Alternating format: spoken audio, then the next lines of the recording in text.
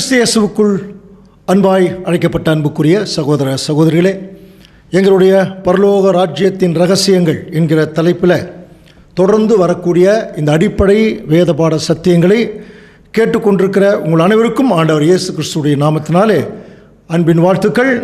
அன்புக்குரிய சகோதர சகோதரிகளே, கடந்த வாரத்தில் நம்ம மகா பரிசுத்தமான விசுவாசம் என்கிற ஒரு தலைப்பில் நம்ம பாடம் பார்த்தோம் இல்லையா? ஸோ இந்த வாரம் நம்ம பார்க்க போகிறது ஒரு மகா பெரிய தீர்க்க தரிசனம். பெரிய தீர்க்க தரிசனத்தை மிக சுருக்கமாக நம்ம இன்றைக்கி பார்க்க போகிறோம். வேதாகமத்தில் அன்புக்குரிய சகோதர சகோதரி, நிறைய தீர்க்க தரிசிகள் இருக்காங்க, நிறைய தீர்க்க தரிசனங்கள் சொல்லியிருக்காங்க. நம்முடைய ஆண்டவர் இயேசு கிறிஸ்து கூட முதல் வருகையில் வந்தபோது நிறைய தீர்க்க தரிசனங்கள் பேசினார். அதற்கு பிறகு அவருடைய பின்னடியார்கள் பவுலெல்லாம் பேசினாங்க. பழைய ஏற்பாட்டு கால தீர்க்க தரிசிகள் நிறைய தீர்க்க தரிசனங்கள், ராஜ்யத்துக்குரியவர்கள் எல்லாம் பேசினாங்க. இப்போ நம்ம பார்க்க போகிற தீர்க்க தரிசனத்தினுடைய சிறப்பு என்ன அப்படின்னு பார்த்தீங்கன்னா, இப்போ நம்ம பார்க்க போகிறது தான் வேதத்தில் முதல் சொல்லப்பட்ட தீர்க்க தரிசனம். கவனிங்க, முதல் சொல்லப்பட்ட தீர்க்க தரிசனம். அதற்கு பின்னால் நிறைய தீர்க்க தரிசனங்கள் சொல்லப்பட்டிருக்குது. அவைகளெல்லாம் ஏற்கனவே நடந்திருக்கு, நடந்து கொண்டு இருக்கிறது, இனி நடக்க போகுது. நிறைய தீர்க்க தரிசனங்கள். ஆனால் ஆச்சரியம் என்னென்னா, இப்போ நம்ம பார்க்க போகிற இந்த தீர்க்க தரிசனம் பொறுத்த வரைக்கும் இதுதான் முதல் ஆதியிலே சொன்ன தீர்க்க தரிசனம். ஆனால் இன்னைக்கு வரைக்கும் அது நிறைவேறவே இல்லை. அதுதான் இந்த தீர்க்க தரிசனத்தினுடைய ஒரு மிகப்பெரிய ஆச்சரியம், அன்புக்குரிய சகோதர சகோதரி. அப்போ நம்ம நல்லா புரிஞ்சுக்க வேணும். அப்படின்னா என்ன தீர்க்க தரிசனம் இப்போ நம்ம பார்க்க போகிறோம் என்று சொல்லி கவனிக்கும் போது, ஆதியிலேன்னு சொல்லும்போது நம்ம கொஞ்சம் ஞாபகப்படுத்தினா, முதல் மனுஷன் பாவம் செய்த உடனே சாத்தான் ஏவாளை தூண்டி, ஏவாள் ஆதாமை தூண்டி அந்த பாவத்துக்குள்ளே வந்த உடனே, கவனிக்கிறீங்களா, இந்த சாத்தானுக்கு தேவன் ஒரு சாபம் கொடுக்குறார். அதுதான் இப்போ நம்ம தீர்க்க தரிசனமாக பார்க்க போகிறோம். நம்ம அந்த தீர்க்க தரிசனம் படித்தவங்களுக்கு நல்லா தெரியும். உனக்கும் ஸ்திரீக்கும் உன் வித்துக்கும் அவள் வித்துக்கும் பகையை உண்டாக்குவேன் அப்படின்னு ஒரு வார்த்தை இருக்கும். ஃப்யூச்சர் டென்ஸில் இனிமேல் நடக்க போகிறது, புரியுதுங்களா? அவர் உன் தலையை நசுக்குவார், நீ அவர் குதிங்காலை நசுக்குவாய் அப்படிங்கிறது அந்த முதல் தீர்க்க தரிசனம். இந்த தீர்க்க தரிசனத்தை நம்ம பார்க்குறதுக்கு முன்னாடி இந்த தீர்க்க தரிசனத்துடைய ஒரு மிகச்சிறந்த தலைப்பு என்னன்னு பார்த்தீங்கன்னா, ஸ்திரீயின் with. கவனிக்கிறீங்களா? The seat of woman, ஸ்திரீயின் வித்து. இன்னொரு தலைப்பு கூட வைக்கலாம், ஸ்திரீயின் வித்தும் சர்பத்தின் வித்தும் அப்படின்னு கூட நம்ம தலைப்பாக நம்ம வைக்கலாம். ஸோ இப்போது முதல் முறையாக நம்ம இந்த தீர்க்க தரிசனத்துக்குள்ளே போகும்போது நம்ம என்ன கவனிக்க வேண்டியது இருக்குது? 2 பேதுரு 1ஆம் அதிகாரம் பாருங்கள், 21ஆம் வசனத்தில் கொஞ்சம் கவனிக்கலாம். என்ன நமக்கு சொல்லப்பட்டிருக்குன்னா, தீர்க்க தரிசனமானது ஒரு காலம் மனுஷருடைய சித்தத்தினால் உண்டாகவில்லை. தேவனுடைய பரிசுத்த மனுஷர்கள் பரிசுத்த ஆவியினாலே ஏவப்பட்டு பேசினார்கள். இது நார்மலாக வந்த வசனங்கள் அல்ல. இது தேவனுடைய பரிசுத்த ஆவியினாலே, தேவ மனுஷர்கள், இன்ஸ்பைரேஷன் ஆஃப் ஹோலி ஸ்பிரிட் என்று சொல்வார்கள். பரிசுத்த ஆவியினுடைய உள்ளுணர்வு அது உள்ளே வந்துருச்சுன்னா ஆட்டோமேட்டிக்காக தேவனுடைய வெளிப்பாடுகளை அவர்கள் தீர்க்க தரிசனங்களாக பேசினான். அது மட்டும் இல்லை, அன்புக்குரிய சகோதர சகோதரர்களே, நம்மெல்லாம் இன்றைக்கி தேவ பிள்ளைகளாக வந்திருக்கிறோம். தேவன் நம்ம கொடுத்துருக்கிற நிறைய சலுகைகளில் ஒரு முக்கியமான சலுகை என்ன தெரியுமா? இன்றைக்கி என்ன நடந்துட்டுருக்குன்னே தெரியும். உலகத்தில் 3ஆம் உலக யுத்தம் பற்றியெல்லாம் படிக்கிறோம், இஸ்ரேலை பற்றி படிச்சுட்ருக்குறோம், நிறையா சுற்றில் நிறைய காரியங்கள் பார்க்குறோம். ஃப்யூச்சர் நினச்சி பயமாக இருக்குது, இது என்ன ஆகுமோ ஏதாகுமோ என்கிற ஒரு சூழ்நிலைக்கு வரும்போது சத்தியம் படித்த தேவனுடைய பிள்ளைகள் மிக தெளிவாக இருப்பாங்க. ஏன் தெரியுமா? அவர்களுக்கு என்ன நடக்குதுன்னு தெரியும். ஏன் ஆமோஸ் தீர்க்கதரிசி எழுதியிருக்கார், 3ஆம் அதிகாரம் 7ஆம் வசனம் வாசிக்கலாம். கர்த்தராகிய ஆண்டவர் தீர்க்கதரிசிகளாகிய தம்முடைய ஊழியக்காரருக்கு தமது ரகசியத்தை வெளிப்படுத்தாமல் ஒரு காரியத்தையும் செய்ய பாருங்க, தம்முடைய ஊழியக்காரருக்கு தம்முடைய ரகசியத்தை வெளிப்படுத்தாமல் ஒரு காரியத்தையும் செய்ய மாட்டார். அப்படின்னா புரியுதுங்களா? ஒரு விஷயத்தை செய்கிறாருனாலே அதற்கு முன்பாகவே அவருடைய பிள்ளைகளுக்கு அதை தெரியப்படுத்திடுவார். அப்படின்னா எந்த அளவுக்கு தேவன் நம்ம மேலே அன்பு வைத்திருக்கிறாருங்கிறது கொஞ்சம் பாருங்க இல்லையா? ஸோ இப்போ நம்ம என்ன செய்ய போகிறோம்? இந்த தீர்க்க தரிசனம் நிறைவேறிச்சா இல்லையா அப்படிங்கிறத நம்ம ஆதியிலிருந்து கடைசி வரைக்கும் மிக சுருக்கமாக இப்போ நம்ம பார்க்க போகிறோம். புரியுதுங்களா? அதான் ஸ்திரீயினுடைய வித்து. முதல்ல ஆதாமும் ஏவாளும் பாவத்திற்குட்பட்ட பிறகு அன்புக்குரிய சகோதர சொல்லு, அந்த பாவத்துக்கு தூண்டுனா பாருங்கள் சாத்தான். இதில் ஒரு பெரிய கொஸ்டின் இருக்கு. நிறைய பேர் இன்றைக்கி அந்த கொஸ்டினை கேட்குறாங்க, ஆனால் பதிலுக்கு சொல்கிறதுக்கு யாருமே இல்லை. நிறைய பேர் என்ன கேட்குறாங்கன்னா, திடீர்னு தேவனுடைய திட்டத்தில் ஆதாமும் ஏவாளும் இருக்காங்க, எப்படி திடீர்னு சாத்தான் உள்ளே வந்தான் அப்படின்னு ஒரு கேள்வி இருக்குது. அந்த கேள்விக்குரிய விடைகளை பின்னாடி வரக்கூடிய மிகப்பெரிய ஒரு பாடமாக நம்ம பார்க்க போகிறோம். இந்த சாத்தானை பற்றி நம்ம டீட்டெயிலாக பார்க்க போகிறோம். ஆனால் இன்றைக்கி சாத்தானுடைய அந்த இன்டென்ஷன், அவனுடைய நோக்கம், அவன் எப்படி இந்த உலக ஜனங்களை ஏமாற்றிட்டு இருக்கிறான் என்பதை குறித்து நம்ம கொஞ்சம் பார்க்கணும். ஸோ அதுக்கு முதல் ஏற்பட்ட தீர்க்க தரிசனத்தினுடைய ஆழம் கவனிச்சா தான் நம்ம இதனுடைய அதுக்கு அடுத்து வரக்கூடிய நிகழ்ச்சிகள் மூலமாக சாத்தானுடைய கிரிகளை நம்ம அறிந்து கொள்ள முடியும். அவனுடைய மைண்டை தெரிஞ்சுக்க முடியும். தெரிஞ்சுக்கிட்டா தான் அவனுடைய தந்திரத்திலிருந்து நம்ம வெளியே வர முடியும். அன்புக்குரிய சகோதரர் சொல்லு, அதனால தான் நிறைய பேர் கேட்டாங்க. இப்போது பாருங்கள், ஒரு வசனம் வாசிக்கலாம். ஆதியாகமம் 3:14. அப்பொழுது தேவனாய கர்த்தர் சர்ப்பத்தை பார்த்து, நீ இதை செய்தபடியால் சகல நாட்டு மிருகங்களிலும் சகல காட்டு மிருகங்களிலும் சபிக்கப்பட்டிருப்பாய், நீ உன் வயிற்றினாலே நகர்ந்து உயிரோடுக்கும் நாளெல்லாம் மண்ணை தின்பாய் அப்படின்னு சொல்லப்பட்டிருக்கு. அப்போ கர்த்தர் சர்ப்பத்தை பார்த்துன்னு ஒரு கேள்வி இருக்குது. இது ஒரு கொஸ்டின் இருக்குது, பார்த்துங்க. அடுத்தது, உனக்கும் ஸ்திரீக்கும் உன் வித்துக்கும் அவள் வித்துக்கும் பகையை உண்டாக்குவேன். உனக்கும் அப்படின்னா சாத்தான், உனக்கும் ஸ்திரீக்கும், இந்த பக்கம் ஒரு ஸ்திரீ இருக்கிறாங்களா, உன் வித்துக்கும் அவள் வித்துக்கும் பகையை உண்டாக்குவேன். அந்த ஸ்திரீயினுடைய வித்து ஒருத்தர் இருப்பார், அதனால தான் அந்த அவர் என்று சொல்லப்பட்டிருக்கு. அவர் உன் தலையை நசுக்குவார், நீ அவர் குதிங்காலை நசுக்குவாய் அப்படின்னு சொல்லப்பட்டிருக்கு. இந்த தீர்க்க தரிசனம் தான் இப்போ நிறைவேறிருக்குதா இல்லையான்னு நம்ம பார்க்க போகிறோம். அதுக்கு முன்னால் வேதாகமத்தை ஆராய்ச்சி செய்யக்கூடிய நிறைய பிள்ளைகள் இந்த கேள்வி கேட்பாங்க. வேதாகமத்தில் தப்பு கண்டுபிடிக்கணும்னு சொல்லி படிக்கிறவங்க இதையை பார்த்துட்டு இதில் நிறைய தவறு இருக்குதுன்னு சொல்கிறதுக்கான வாய்ப்பு இருக்குது. நல்லா புரிஞ்சுக்கலாம். என்ன கேள்வின்னா, முதல்ல சாத்தான் சர்ப்பத்தை பார்த்து அப்படின்னு சொல்லப்பட்டிருக்கு இல்லையா?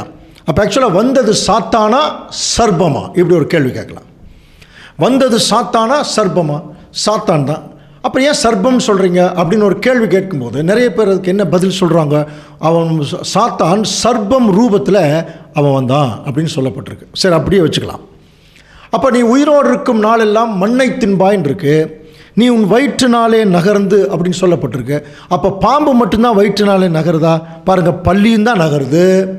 நம்ம சொல்கிறோம் இல்லையா, உடக்கான் சொல்கிறாங்க இல்லையா, அது உடக்கான்னு நகருது, முதலையும் நகருது, எல்லாமே வயிற்றில் தான் நகருது, பாம்பு மட்டுமா நகருது? அது ஒரு கேள்வி இருக்கு இல்லையா? அப்போது சர்ப்பம் ரூபத்தில் வந்தான் அப்படின்னு சொல்லப்பட்டிருக்கும் போது தேவன் அதனால தான் பாம்பை சபிச்சுட்டாருன்னு சொல்லி சில பேர் சொல்லுவார். சரி, ஒரு ஆட்டுக்குட்டி ரூபத்தில் அவன் வந்திருந்தான்னு வச்சுங்களேன், அப்போ தேவன் ஆட்டுக்குட்டியை சபிப்பாரா? கவனிக்கிறீங்களா? ஆட்டுக்குட்டியை சபிக்கிறதுக்கு வாய்ப்பு இருக்கா? அப்போ இதில் ஏதோ என்ன சொல்லலாம், ஒரு ரகசியம், ஒரு மர்மம் இருக்குது. அதை நம்ம பார்க்கணும். அன்புக்குரிய சகோதரர் சொல்லி இதை குறித்து நிறைய மூத்த சகோதரர்களெல்லாம் நிறைய ஆராய்ச்சி பண்ணாங்க. அதில் சில ஆராய்ச்சிகள் ஒவ்வொருத்தரும் ஒவ்வொரு விதமான கருத்து சொல்ல ஆரம்பித்தாங்க. பாம்பு அந்த பழத்தை சாப்பிட்டு சாகலை. அதை பார்த்தோன்னே ஆதாமுக்கு என்ன, ஏவாளுக்கு என்ன இருக்கும், அப்போ நம்ம இதை சாப்பிட்டா சாக மாட்டோம், ஏன்னா சாத்தான் சொல்லியிருக்கான்ல நீங்கள் சாக மாட்டீங்கன்னு சொல்லி, ஒருவேளை அந்த மாதிரி ஏதாவது ஆயிருக்குமோ அப்படின்னு கூட ஒரு அனுமானம் உண்டு. நல்லா புரிஞ்சுக்கலாம். இன்னும் கொஞ்சம் இன்டீரியராக போகும்போது சாத்தான் என்ன சொன்னான்னு கொஞ்சம் கவனிங்க. ஆதியாகமம் 3:4 வாசிக்கலாம். அப்பொழுது சர்ப்பம் ஸ்திரீயை நோக்கி, நீங்கள் சாகவே சாவதில்லை. தேவன் என்ன சொன்னார்? நீங்கள் சாகவே சாவீர்கள் சொன்னார். அப்போ சாத்தான் என்ன சொல்கிறான்? நீங்கள் சாகவே சாவதில்லைன்னு சொல்லிட்டு அடுத்த வசனமே நீங்கள் பாருங்கள். ஆதியாகமம் 3:5 நீங்கள் இதை புசிக்கும் நாளிலே உங்கள் கண்கள் திறக்கப்படும் என்றும் நீங்கள் நன்மை தீமை அறிந்து தேவர்களைப் போல் இருப்பீர்கள் என்றும் தேவன் அறிவார் என்று. பார்த்தீங்களா, என்ன சொல்லிட்டார்? நீங்கள் இதை சாப்பிடும்போது உங்கள் கண்கள் திறக்கப்பட்டு நீங்கள் தேவர்களைப் போல் ஆவீர்கள் அப்படின்ட்டார். இப்போ அடுத்த கேள்வி என்னென்னா, அப்படின்னா ஆதாம் அந்த ஏதேன் தோட்டத்துலேயும் ஆதாம் ஏவாள் மட்டும்தான். கவனிங்க. அப்புறம் சாத்தான் அது என்ன கண்டிஷன் தெரியல, திடீர்னு அவன் என்ன சொல்கிறான்? நீங்கள் தேவர்களைப் போல் ஆவீர்கள். அப்போ அங்கே தேவர்கள்னு யாராவது பார்த்துருப்பாங்களா? தேவதூதர்களை பற்றி எதாவது பேசுகிறாரா? அதுவும் கரெக்டாக நமக்கு தெரியல. ஆனால் தேவதூதர்கள் எதாவது பார்த்துருப்பாரா என்று சொல்லி பார்க்கும்போது ஒரே ஆப்ஷன், கொஞ்சம் கவனிங்க. சாத்தான் என்கிற இந்த எதிராளி இருக்கான் பாருங்க, இவன் சர்ப்பம் மாதிரி வந்திருந்தா, கவனிங்க, ஒரு வேளை இப்படி பாம்பு மாதிரி முன்னாடி வந்து நின்று இருந்திருந்தா, நமக்கு சொல்கிற இல்லையா, பாம்பை கண்டால் படையே நடங்கும். அப்போ பெண்கள் எல்லாம் ஓடிடுவாங்க.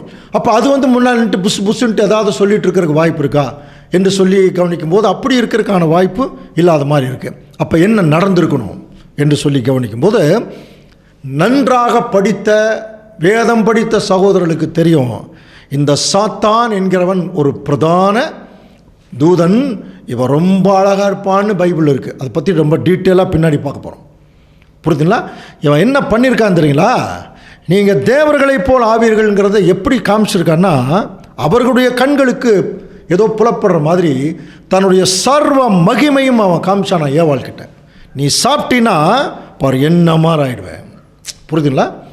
சர்வ மகிமையும் காண்பிக்கும் போது அந்த அம்மா அதை பார்த்து தான், ஓ நம்மளை விட பெரிய நிலைமையில் இப்படி தான் இருப்பாங்களோ, அப்போ தேவன் இப்படி ஏன் இப்படி சொல்லிட்டார், அந்த மாதிரி ஒரு சிந்தனைக்குள்ளே போய் அந்த அம்மா அந்த பழத்தை என்ன பண்ணிடுச்சு, சாப்பிட்ருச்சு. இப்படியாக ஒரு தந்திரம் பண்ணி, அதனால தான் கவனிங்க, இதை குறித்து இன்னும் கொஞ்சம் இன்டீரியரான ஒரு மூத்த சகோதரர்கள் சொல்லும் பொழுது, இந்த சர்பண்ட்டுன்னு சொல்லப்பட்டிருக்க, சர்பம்னு சொல்லப்பட்டிருக்கு இல்லையா, இதனுடைய இங்கே அதாவது எபிரேய வார்த்தை வந்து ஒரிஜினலாக நாகாஷ்ன்னு இருக்குது.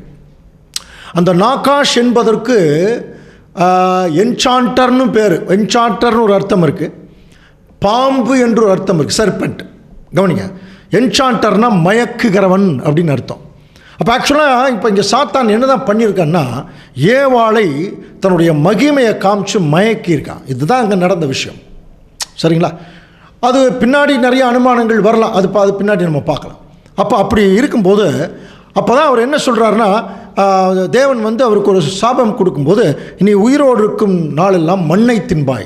அப்படின்னா பாம்பு இன்னைக்கு வரைக்கும் மண்ணை சாப்பிடல. கவனிங்க, பாம்பு வந்து மண்ணையெல்லாம் சாப்பிட்றதில்ல, அது மண்ணில் இருக்கக்கூடிய புழுப்பூச்சிகளை தான் சாப்பிடுது. அப்போ சொன்ன தீர்க்க தரிசனமும் அவங்க சரியான முறையில் இல்லை, அப்படி எடுத்துக்கக்கூடாது.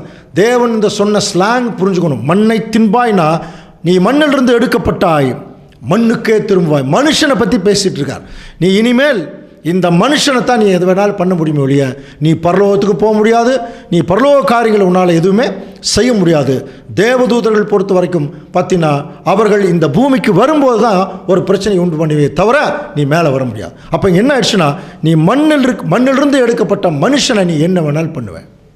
அதுதான் மண்ணை தின்பாய். அது ஆக்சுவலாக எப்படிப்பட்ட நிலைமைன்னா, நம்ம கூட சாதாரண ஒரு தோல்வி அடைஞ்ச நிலைமை. ஏன்னா பரலோகத்திலிருந்து கீழே தள்ளப்பட்ட ஒரு பிரதான ஒரு தூதன். கவனிங்க, ஒரு தோல்வி அடைஞ்ச நிலைமை. அதனால தான் நம்ம பேச்சு வழக்கில் சொல்லுவாங்க தெரியுமா, அவன் மண்ணை கவிட்டான் அப்படின்னு. என்ன அர்த்தம்? அட்டர்லி டிஃபீட்டு, தோல்வி அடைஞ்சிட்டான்னு அர்த்தம். ஸோ இந்த ஸ்லாங் பைபிளே இருக்குது. வாசிக்கலாம் பாருங்கள், சங்கீதம் 72:9 வாசிக்கலாம். வனாந்தரத்தார் அவருக்கு முன்பாக குனிந்து வணங்குவார்கள், அவருடைய சத்துருக்கள் மண்ணை நக்குவார்கள்.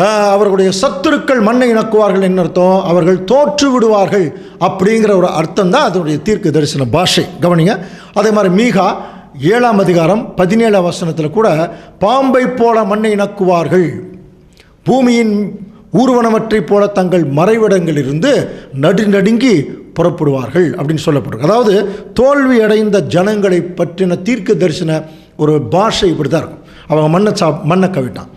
சில பேர் சொல்லுவாங்க, கீழே விழுந்தாலும் மீசையில் மண் ஓட்டலன்னு சொல்லுவாங்க. அதாவது அவன் தன்னுடைய தோல்வியை ஒத்துக்கல அப்படிங்கிறத பேச்சு வழக்கில் சொல்லுவாங்க. ஸோ இப்படியாக அன்புக்குரிய சகோதர சகோதரர்களே, இப்போ இது ஒரு சின்ன விளக்கம் தான்.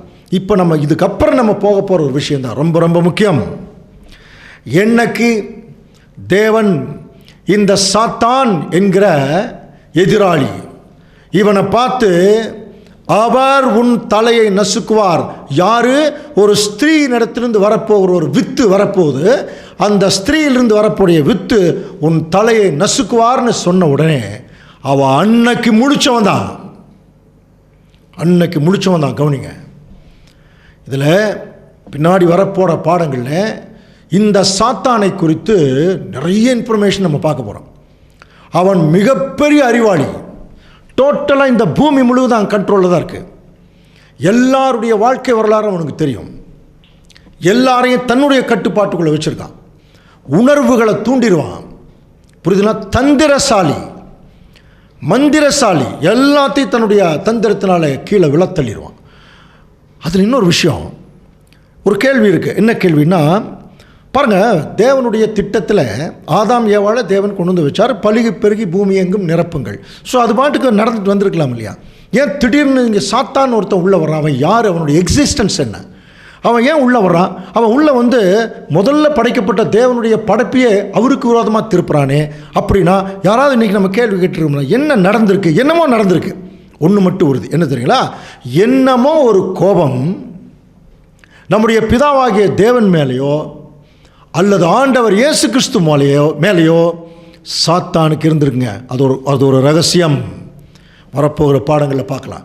அந்த கோபத்தில் தான், அந்த பொறாமையில் தான் அவன் என்ன செய்கிறான்னா, அவர் படைத்த ஆதாமையும் ஏவாளையும் அவனுக்கு விரோதமாக அவன் திருப்புறான். அப்போது முதல் படைப்பையே தன்னுடைய தந்திரத்தினால எவ்வளோ பெரிய புத்திசாலி பாருங்க. அவன் திருப்பிட்டான்னு சொல்லும்போது அப்போவே மனித இனம் பெருகுவதற்கு முன்பாகவே தன்னுடைய மகா பெரிய புத்திசாலித்தனத்தை அவன் காமிச்சிட்டான். பாருங்கள், ஆதாமை சாப்பிட வச்சுட்டான். பாருங்கள், தீமோத்தேயுக்கு பவுல் எழுதும்போது எழுதுவார், ஆதாம் வஞ்சிக்கப்படவில்லை அப்படின்னு எழுதுவார். அப்படின்னு என்ன அர்த்தம்? ஆதாம்கிட்ட தான் போய் முதல்ல சாப்பிட சொல்லியிருக்கார். ஆதாம் வந்து தேவனுடைய கட்டளையை நேரடியாக வாங்கினதுனால முடியாதுன்னு சொல்லிட்டார். உடனே ஆதாமுக்கு என்ன வீக்னஸ்ன்னு பார்த்தார். யாருக்கு அதிகமாக உயிர் பாருங்கள். அப்போ ஆதாம் தனக்கு தேவன் கொடுத்த ஏவாள் மேலே அதிகமான உயிர் வச்சதுனால சரியான ஒரு பாயிண்ட்டை கண்டுபிடிச்சி, வீக்னஸ் கண்டுபிடிச்சி கரெக்டாக ஏவாளை சாப்பிட வச்சு ஆதாமையும் சாப்பிட வச்சுட்டான்னாலே அவன் எவ்வளோ பெரிய பாருங்கள். அப்போ ஆதாம் யாருன்னா முற்பிதா, அதாவது இது மனு குலத்திற்கே ஒரு முற்பிதா. அந்த முற்பிதாவையே தன்னுடைய கண்ட்ரோலில் அவன் வந்து தந்திரமாக கொண்டு வந்துட்டான். அப்படின்னா பின்னாடி வந்த உலக ஜனங்கள் எல்லாம் எம்மாத்திரம் இல்லையா? ஸோ ஆனாலும் இப்போ என்ன நடக்குதுன்னா, இந்த முதல் தீர்க்க தரிசனத்தில் தேவன் தன்னுடைய திட்டத்தை ஒரு புறம் செயல்படுத்தி கொண்டே போகிறார். அப்படி செயல்படுத்தி கொண்டு போகும்போது அவர் முதல் சொன்ன தீர்க்க தரிசனம் பாரு, நீ இந்த தவறை செய்ததுனால ஒரு ஸ்திரீயினுடைய வித்து வரும், அந்த வித்து வந்து உன் தலையை நசுக்குவார், நீ அவர் குதிங்காலை நசுக்குவார். அது அடுத்தது தான். ஆனால் அவனுக்கு முதல்ல என்ன, அவர் தன்னுடைய தலையை நசுக்கிறது யார் அப்படின்னு வேணும் இல்லையா? அப்போ அன்னையிலிருந்தே அவன் தலையில் என்ன ஆரம்பிச்சிருச்சுன்னா, இந்த குழப்பம், இந்த எதிர்பார்ப்பு, அந்த பயம், அப்புறம் அந்த எச்சரிக்கை, இதெல்லாம் அவனுக்குள்ள மனசுக்குள்ளே வரும்பொழுது அன்னைக்கு முடித்தவன் தான். அன்புக்குரிய சகோதரிகளை கவனிங்க. இப்போ அவனுடைய முழு நோக்கமும், இப்போ ஆதாம் ஏவாள் ஏற்கனவே அவன் கண்ட்ரோலில் வந்துட்டாங்க, அந்த மாதிரி ஆயிடுச்சு. ஏதேன் தோட்டத்தை விட்டு வெளியே வந்துட்டான். ஆனாலும் இவனுடைய முழு நோக்கமும் தன்னை கொல்ல போகிறது யார், புரியுதுங்களா? தன் உயிரோடு இருக்கணும் இல்லையா? அந்த கொல்ல போகிறது யார் என்கிறதுலையே தன்னுடைய வாழ்நாள் முழுவதும் அவன் கழிக்க ஆரம்பித்து விட்டான். அதுதான் அவனுடைய அர்த்தம். அப்போது எல்லாரும் அவனுடைய கண்ட்ரோல் இருந்தாலும் தன்னை கொல்ல போகிறது யார் அப்படின்னு சொல்லி அவன் வந்து தேவனுடைய திட்டத்திற்குள்ளே கொஞ்சம் கொஞ்சமாக உள்ள நுழைய ஆரம்பிக்கிறான். கொஞ்சம் கவனிங்க, தேவனுடைய ட்ராக் கரெக்டாக போயிட்டுருக்கு.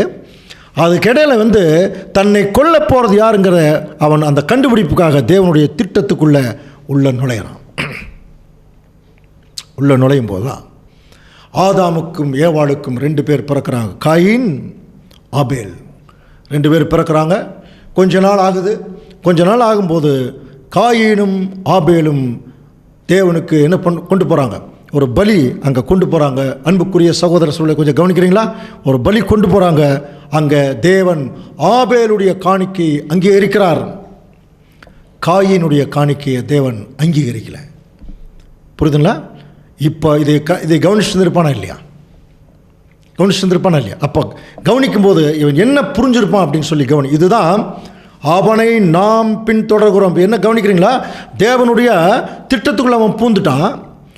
ஆதாம் ஏவாள் சரித்திரம் போயிட்டுருக்கு. இவன் இடையில பூந்து உள்ள அதை கெடுக்கிறதுக்கான முயற்சிகள் அதுக்குள்ளே பூந்துட்டு இருக்கும்போது இப்போ தேவன் நம்மளை என்ன பண்ணிட்டார்னா, திருச்சபை, விசேஷமாக திருச்சபை, மனவாட்டி, சரீரம், அங்கம் எல்லாம் படித்தோம் இல்லையா? நம்மளை அவன் பின்னாடி கொண்டு வந்து வச்சிட்டார். பின்னாடியே போங்க, அவனுடைய பிளான் என்னன்னு பார்த்துங்க அப்படிங்கிறான். இப்போ நம்ம என்ன பண்ண போகிறோம் தெரியுங்களா? அவன் என்னென்னவெல்லாம் பிளான் பண்ணி போகிறானோ அதுக்குள்ளே நம்ம போய் அவனுடைய பிளானை தேவன் எப்படி முறியடிக்கிறார், யார் மூலமாக முறியடிக்கிறார் என்பதை குறித்து நம்ம பார்க்கலாம். இப்போது இவன் என்ன கண்டுபிடிச்சான்னா, முதல்ல ஸ்திரீயினுடைய வித்து. ஏன்னா அங்கே நமக்கு தெரிஞ்சு ஆதாம் ஏவாள் தான் அந்த ஸ்திரீ. இன்னும் நிறைய ஸ்திரீகள் வந்திருந்தா கூட அது பின்னாடி வேறு ஒரு சப்ஜெக்டில் பார்க்கலாம். இந்த 2 பேர் தான் ரொம்ப முக்கியமான ரோல் தேவனுடைய பிளானில். அதில் ஆபேலுடைய காணிக்கை அங்கீகரிச்சோன்னே இவன் என்ன நினச்சிட்டான்னா, ஓ அந்த ஸ்திரீயினுடைய வித்து யார் தான், இந்த ஆபேல் தான் அப்படின்னு நினச்சி இப்போ பாருங்கள், தன்னுடைய சொந்த சகோதரனுக்குள்ளேயே ஒரு பொறாமையை கொலைவெறியை உண்டு பண்ணி ஆபேலை அவன் கொலை பண்ணுறான். அதனால தான் தேவனுடைய பிளான்லேயே திட்டத்திலேயே ஃபஸ்ட்டு ட்ராஜடி, சோக சரித்திரம் எடுத்தொன்னே கொலை தான். பாருங்கள், காயின் ஆபேலை அவன் கொலை செய்கிறான். இப்போ நம்ம சொன்னது ஏதோ ஒரு கற்பனையா அப்படின்னா இல்லைங்க அன்புக்குரிய சகோதர சகோதரி, அதுக்கு வசனங்கள் இருக்குது. பாருங்கள், வாசிக்கலாம். 1 யோவான் 3ஆம் அதிகாரம் 12ஆம் வசனம். பொல்லாங்க நாள் உண்டாயிருந்து தன் சகோதரனை கொலை செய்த காயினை போல் இருக்க வேண்டாம். பார்த்தீங்களா, பொல்லாங்க நாள் உண்டாயிருந்து தன் சகோதரனை கொலை செய்த காயினை போல் இருக்க வேண்டாம். அப்போ காயின் யாருனால உண்டாயிட்டாராம்? பொல்லாங்க நாள் அப்படின்னா காயினுக்கும், கவனிங்க, ஆதாமுக்கு என்ன நிறைய பேர் எப்படி புரிஞ்சுக்கிட்டாங்கன்னா ஏதோ சாத்தானுக்கும் ஏவாளுக்கு பிறந்தவர் தான் காயின்கிற மாதிரி தவறாக சில பேர் சொல்ல ஆரம்பிச்சிட்டாங்க. அப்படி இல்லை, காயினுக்குள்ளே அந்த தவறான பொறாமை உணர்ச்சியை அவன் என்ன பண்ணிட்டான், தூண்டிட்டான். ஏவாளுக்குள்ளே எப்படி அதை தூண்டினானோ, இந்த கவர்ச்சி காட்டி அதை அந்த பழத்தை சாப்பிட்றதுக்கு அந்த ஆசை இச்சையை தூண்டினானோ, அந்த மாதிரி காயினுக்குள்ளே அவன் என்ன தூண்டுறான்னா அந்த பொறாமை, அது கொஞ்சம் கொஞ்சமாக கொலைவெறியாக மாறும். அதனால தான் அவன் எதை நிமித்தம் அவனை கொலை செய்தான், தன் கிரியைகள் பொல்லாதவைகளும் தன் சகோதரனுடைய கிரியைகள் நீதி உள்ளவனும். அப்படின்னா இது ரொம்ப ஆச்சரியமான ஒரு உண்மை கூட அதில் வெளிப்படுது. என்னென்னு பார்த்தீங்கன்னா, ஆதாம் ஏவாள், அதில் ஆதாம் கீழ்ப்படிஞ்சிட்டே இருந்திருக்கார், ஏவாள் பலவீன பாண்டமாயிட்டான். அப்போ ஆதாமுடைய மேற்பார்வையில் தான் ஆபேல் இருந்திருக்க வேணும், ஏவாளுடைய மேற்பார்வையில் தான் யார் இருந்திருக்க வேணும், இந்த காயின் இருந்திருக்க வேணும். ஏன்னா தவறி போகிறாங்க பார்த்தீங்களா. ஸோ அதனால தான் அவனுடைய கிரியைகள் நீதியினுடைய கிரியைகள் இல்லாமல் போனதுனால இப்போ என்ன ஆயிடுச்சுன்னா, இப்போ முதல் ஒரு கொலை நடக்குது. இந்த கொலையை யார் செய்கிறதுன்னா சாத்தான் தன்னுடைய சொந்த சகோதரன் மூலமாகவே அந்த கொலையை நிகழ்த்துறான் இல்லையா. ஸோ இப்போ என்ன ஆயிடுச்சு, அந்த ஸ்திரீயினுடைய வித்து யாருன்னு அவன் கண்டுபிடிச்சி இப்போ ஆபேலை என்ன பண்ணிட்டான், கொலை செஞ்சிட்டான். அதனால தான் நம்முடைய ஆண்டவர் இயேசு கிறிஸ்து இஸ்ரேல் ஜனங்கள் மத்தியில் பேசும்போது ரொம்ப கிளியராக ஒரு இன்ஃபர்மேஷன் கொடுத்தார். யோவான் 8ஆம் அதிகாரம் 44ஆம் வசனத்தில், நீங்கள் உங்கள் பிதாவாகிய பிசாசினால் உண்டானவர்கள், உங்கள் பிதாவினுடைய இச்சைகளின்படி செய்ய மனதாக இருக்கீங்க, அவன் ஆதி முதற்கொண்டு மனுஷ கொலைபாதகனாக இருக்கிறான். பார்த்தீங்களா, அப்போ ஃப்ரம் த பிகினிங், ஆதி முதற்கொண்டு, அப்போ ஆதிங்கிறது என்ன, ஆதாமிலிருந்து வருது இல்லையா, அப்போவே அவன் மனுஷ கொலைபாதகன். காயின் மூலமாக அந்த ஒரு கொலைபாதகத்தை அவன் செய்கிறான், கொலைபாதகனாக இருக்கிறான், அவனுக்குள்ள சத்தியம் இல்லை, அவன் பொய்யனும் பொய்யுக்கு பிதாவுமாக இருக்கிறான் அப்படின்னு ஆண்டவர் ஏற்கனவே படிச்சிட்டோம் இல்லையா. ஸோ இப்போ கொஞ்சம் கவனிங்க. இப்படியாக முதல் கொலை நடந்துருச்சு. ஆபேல், காயின் ஆபேலை கொன்னுட்டார். இப்போ அவர் தான் ஸ்திரீயினுடைய வித்து நினச்சி அவன் என்ன பண்ணிட்டான்னா காயின் மூலமாக கொன்னுட்டான். இப்போ அவன் என்ன ஆயிருக்கணும், கன்வின்ஸ் ஆகிருக்கணும் இல்லையா.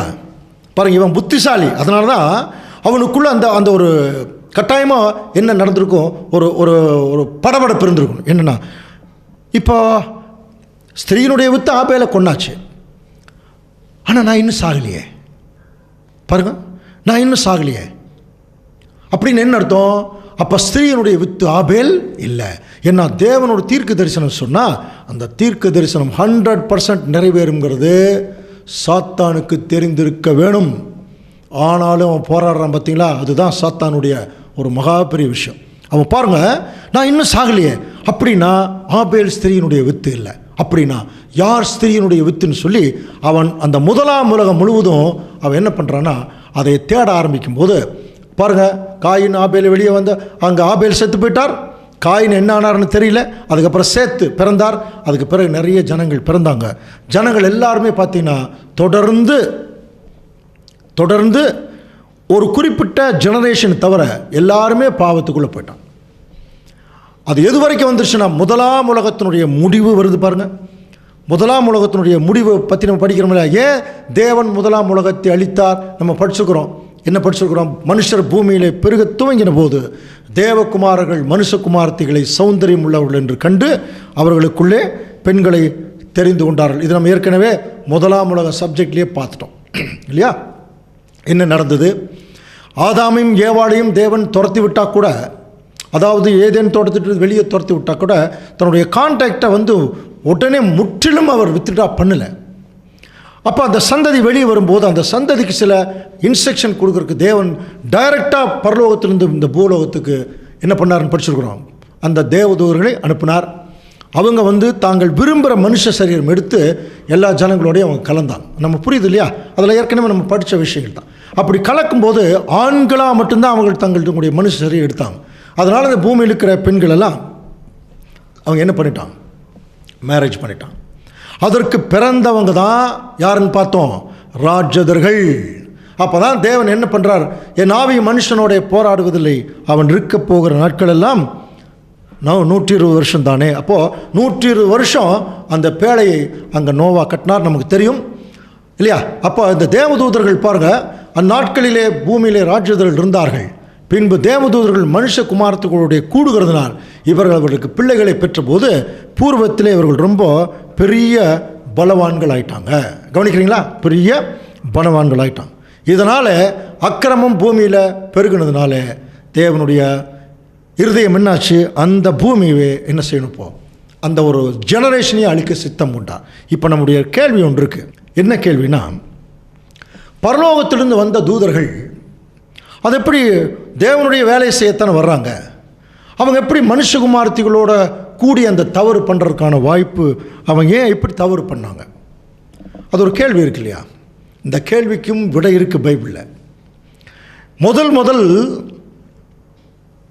சாத்தான் என்ன ஒரு பொய் சொன்னான்? சாகவே மாட்டீங்க சொன்னான் இல்லையா? இப்போ அவன் சொன்ன பொய் என்ன ஆகிட்டுருக்குன்னா, ஆக்சுவலாக பார்த்தீங்கன்னா அது நடக்கலை.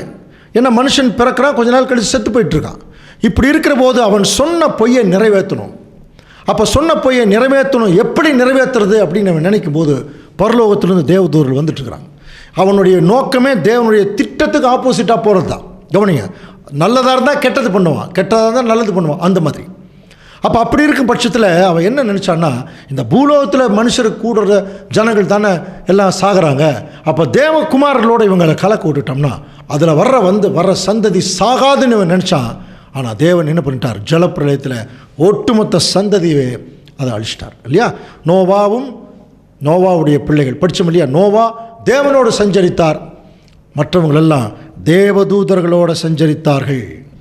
ஸோ இப்படியாக அந்த பாவம் மிகப்பெரிய அளவில் பெருக வச்சு இவன் என்ன பண்ணிட்டான்னா, கீழ்ப்படிஞ்சா தானே என்னை கொல்றதுக்கு வருவாங்க, எல்லாரையும் கீழ்ப்படியாமைக்குள்ளே கொண்டு போயிட்டான்.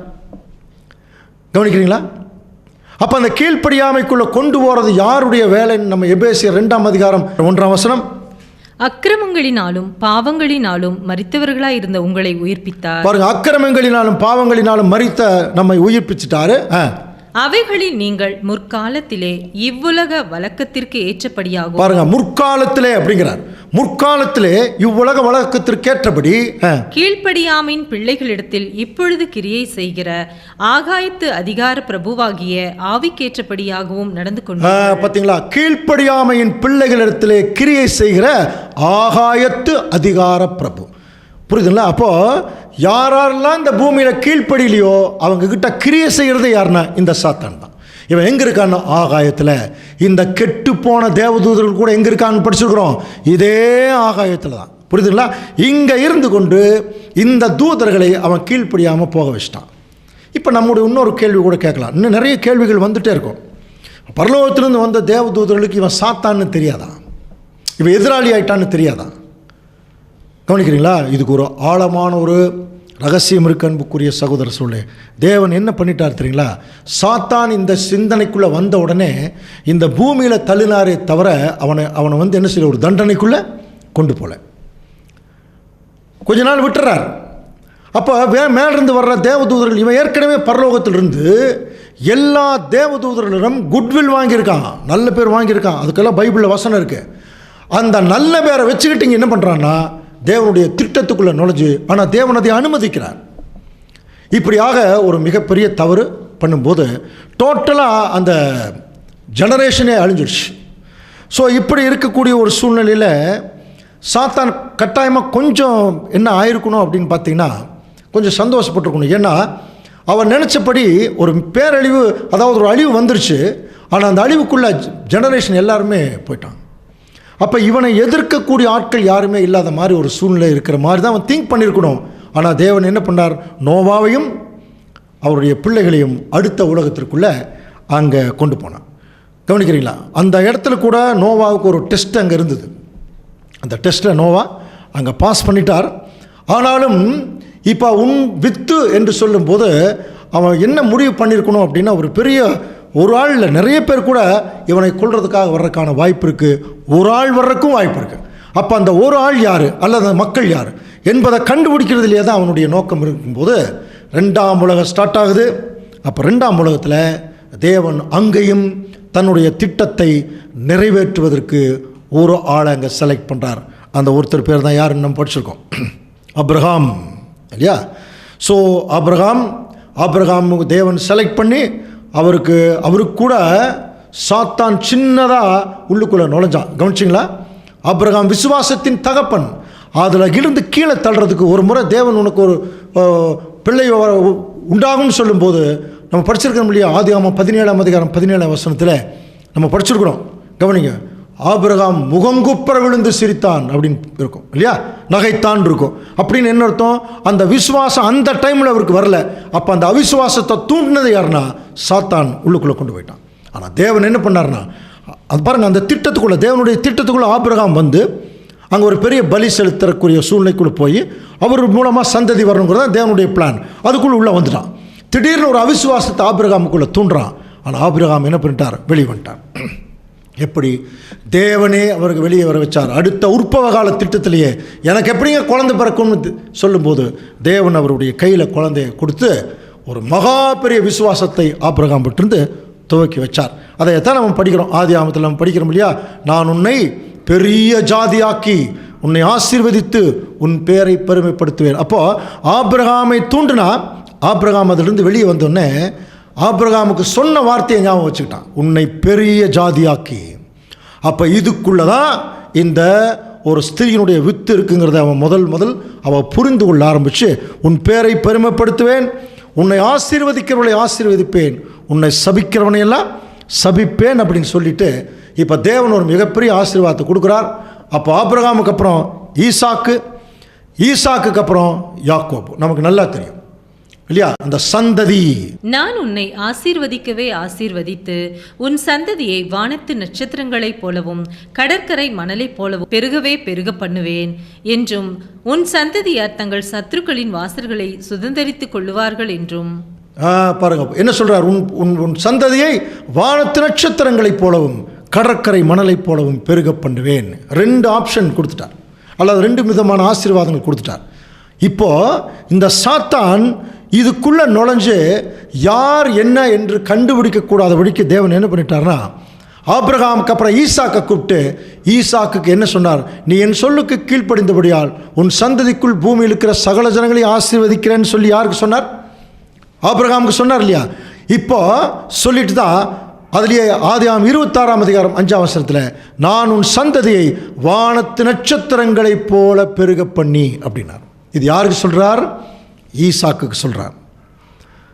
அதோடு நிறுத்திட்டார். பூமியின் தூளை பற்றி ஈசாக்கு கிட்ட பேசலை.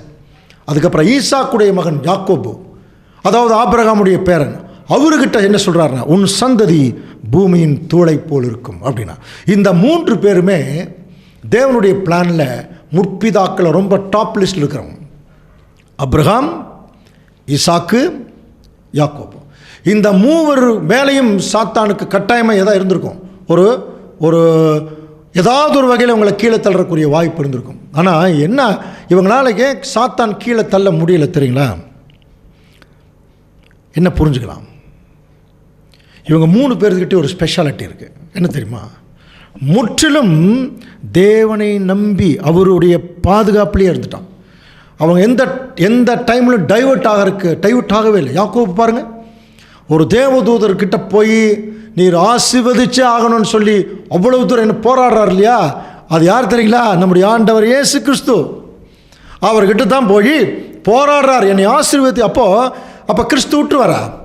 நல்லா புரிஞ்சுக்கலாம். அப்போது இவர்கள் முற்றிலும் 3 பேருமே தேவனை அண்டி இருந்தவர்கள், தேவனுடைய சொல் பேச்சு கேட்டு ஒவ்வொரு முறையும் நடந்தவர்கள். அதனால் தேவனுடைய சொல் பேச்சு கேட்டு நடக்கிறவர்களை ஒன்றும் பண்ண முடியாது. ஒன்றுமே பண்ண முடியாது. ஆனால் கவனிச்சு பாருங்கள், அதுக்கப்புறம் நடந்த ஒரு நிகழ்ச்சி என்னென்னா, தேவன் இந்த திட்டத்தை எல்லாம் சொன்னதுக்கப்புறம் ஆபிரகாம், ஈசாக்கு, யாக்கோபு இவங்களுக்கு பிறந்தவங்க தான் அந்த 12 பேர், 12 கோத்திரம். இவர்கள் யோசேப்பின் நிமித்தமாக எகிப்துக்கு போனாங்க. ரொம்ப வருஷம் கழிக்கும் போது அங்கே எகிப்தில் அடிமைகளானார்கள். அப்போ அடிமைகளாகும்போது இவர்கள் அடிமைத்தன கூக்குரல் தேவனிட்ட கேட்டு அவர் ஆபிரகாமோடும் ஈசாக்கோடும் யாக்கோவோடும் செய்த உடன்படிக்கை நினைவு கூர்ந்து இந்த இஸ்ரேல் ஜனங்களை எகிப்திலிருந்து மீட்டு கொண்டு வர்றதுக்கு ஒரு மிகப்பெரிய ஒரு வீரன் வேணும், புரியுதுங்களா? ஒரு தைரியசாலி வேணும், ஒரு சாந்த குணமுள்ளவன் வேணும், ஒரு புத்திசாலி வேணும். அதனால் தேவன் என்ன செய்கிறார், பிறக்கும் போதே அங்கே என்ன நடந்தது பாருங்க. யாத்ரா 1ஆம் அதிகாரம். நீங்கள் எபிரேய ஸ்திரீகளுக்கு மருத்துவம் செய்யும் போது அவர்கள் மனையின் மேல் உட்கார்ந்திருக்கையில் பார்த்து ஆண் பிள்ளையானால் கொன்று போடுங்கள். இந்த டைமில் தான் யாராவது ஆண் பிள்ளை எபிரேய குழந்தை பிறந்துச்சுன்னா கொன்று போடுங்கள்னு சொல்லி அங்கே ஒரு சட்டம் போட்டான் அந்த பார்வோன் ராஜா. ஆனால் அந்த மருத்துவச்சிகள் தேவனுக்கு பயந்ததினால், பார்த்தீங்களா, கவனிக்கிறீங்களா? அப்போ டோட்டலாக இந்த பார்வோன் ராஜாவுக்கு தூண்டினது யாருன்னா இந்த சாத்தான். டோட்டலாக ஒரு ஆண் குழந்தை கூட இருக்கக்கூடாது. கவனிங்க, இந்த ட்ரெண்டு கொஞ்சம் கவனிங்க. ஒரு ஆண் குழந்தை கூட இருக்கக்கூடாது. அப்போ அவர் உன் தலையை நசுக்குவார். அப்போ அந்த அவர் என்பது ஒரு ஆண் இருக்கு இல்லையா, அதனால் ஒரு ஆண் குழந்தை கூட இருக்கக்கூடாதுன்னு சொல்லி இப்போ என்ன பண்ணுறான்னா அங்கே ஒரு மிகப்பெரிய சட்டம் போடுறான். ஆனால் தேவன் என்ன செய்கிறார், மருத்துவச்சிகளோ தேவனுக்கு பயந்ததினால் எகிப்தின் ராஜா தங்களுக்கு இட்ல கட்டையின்படி செய்யாமல் ஆண் பிள்ளைகளை உயிரோடு காப்பாற்றினார்கள். அதில் வெளியே வந்தவர் தான் யாருங்க, மோசே. கவனிக்கிறீங்களா? இப்போ மோசே உற்று கவனிக்கிறான் சாத்தான். மோசே சாத்தானுடைய ட்ரெண்டு பாருங்கள். மோசேனுடைய கேரக்டர் என்ன? என்னாகமம் 12ஆம் அதிகாரம் 3ஆம் வசனம் வாசிக்கலாம். மோசேயானவர் பூமியில் உள்ள சகல மனிதரிலும் மிகுந்த சாந்த குணமுள்ளவனாக இருந்தான். கவனிக்கிறீங்களா? அந்த வசனமே எப்படி இருக்கு, பூமியில் உள்ள சகல மனிதர்களும். ஏன் அப்படின்னா ஒரு 24 லட்சம் பேர்த்த வழி நடத்திட்டு வரணும்னா எவ்வளோ பொறுமை, எவ்வளோ சாந்த குணம் வேணும் இல்லைங்களா? இப்போ நாங்கள்லாம் ஸ்கூலில் ஒரு 20 குழந்தைகளை பராமரிக்கவே முடியல, கட்டுப்படுத்த முடியல, அவ்வளோ கஷ்டத்தில் இருக்கணும். அப்போ அப்படியெல்லாம் சூழ்நிலைகள் இருக்கும்போது அன்புக்குரிய சகோதர சூழ்நிலை இந்த இடத்துல கொஞ்சம் கவனிச்சு பார்த்தீங்கன்னா அத்தனை பேர்த்த வழி நடத்துகிற பாருங்கள் சாந்த குணம் உள்ளவன் சாத்தான் பார்க்குறான். ரொம்ப அழகாக மோசையை வழி நடத்திட்டு வரார். எவ்வளோ சாந்த குணத்தை காமிச்சிருப்பார். சாத்தானுடைய ட்ரெண்ட் என்ன தெரியுமா, எந்த நல்ல குணம் யாருக்கு இருக்குதோ அதை அப்படியே கெட்ட குணமாக மாற்றுறது.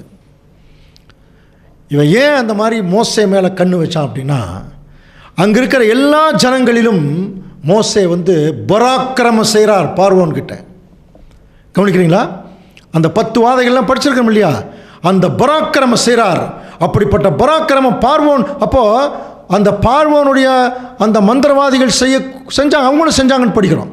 ஆனால் ஒரு குறிப்பிட்ட ஒரு காரியத்துக்கு மேலே அவங்களால செய்ய முடியல. அப்போ என்ன ஆயிடுச்சு, மோசே என்ன ஆயிட்டார்னு படிச்சிருக்கோம் தெரியுங்களா, பார் உன்னை நான் பார்வோனுக்கு தேவனாக்கினேன். கவனிக்கிறீங்களா? வசனம் இருக்கு. அப்போ பார்வோன் சாத்தான் கண்ட்ரோல் இருக்கார், மோசே தேவன் கண்ட்ரோல் இருக்கார். இப்போ பார்வோனோட மோசே பெரிய ஆள் ஆயிட்டார். இதை பார்த்தோன்னே அவன் என்ன கண்டுபிடிச்சான, ஓ இந்த ஸ்திரீயினுடைய வித்து இவன் தான் போல் இருக்கு. கவனிக்கிறீங்களா?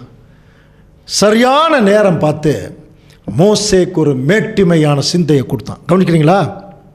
எந்த இடம், அதை தயவு செய்து நீங்கள் படித்து பாருங்கள் அன்புக்குரிய சகோதர சூழலே. 2 முக்கியமான காரியம். ரொம்ப அவர்கள் வனாந்திரத்தில் போயிட்டு இருக்கும்போது தண்ணி இல்லை, தவிக்கிறாங்க. அப்போ ஒரு கண்மலையை பார்த்து அடின்னு சொன்னார், அடித்தார், அந்த கோல் அடித்தார், தண்ணி வந்தது, குடிச்சிட்டு போயிட்டான்.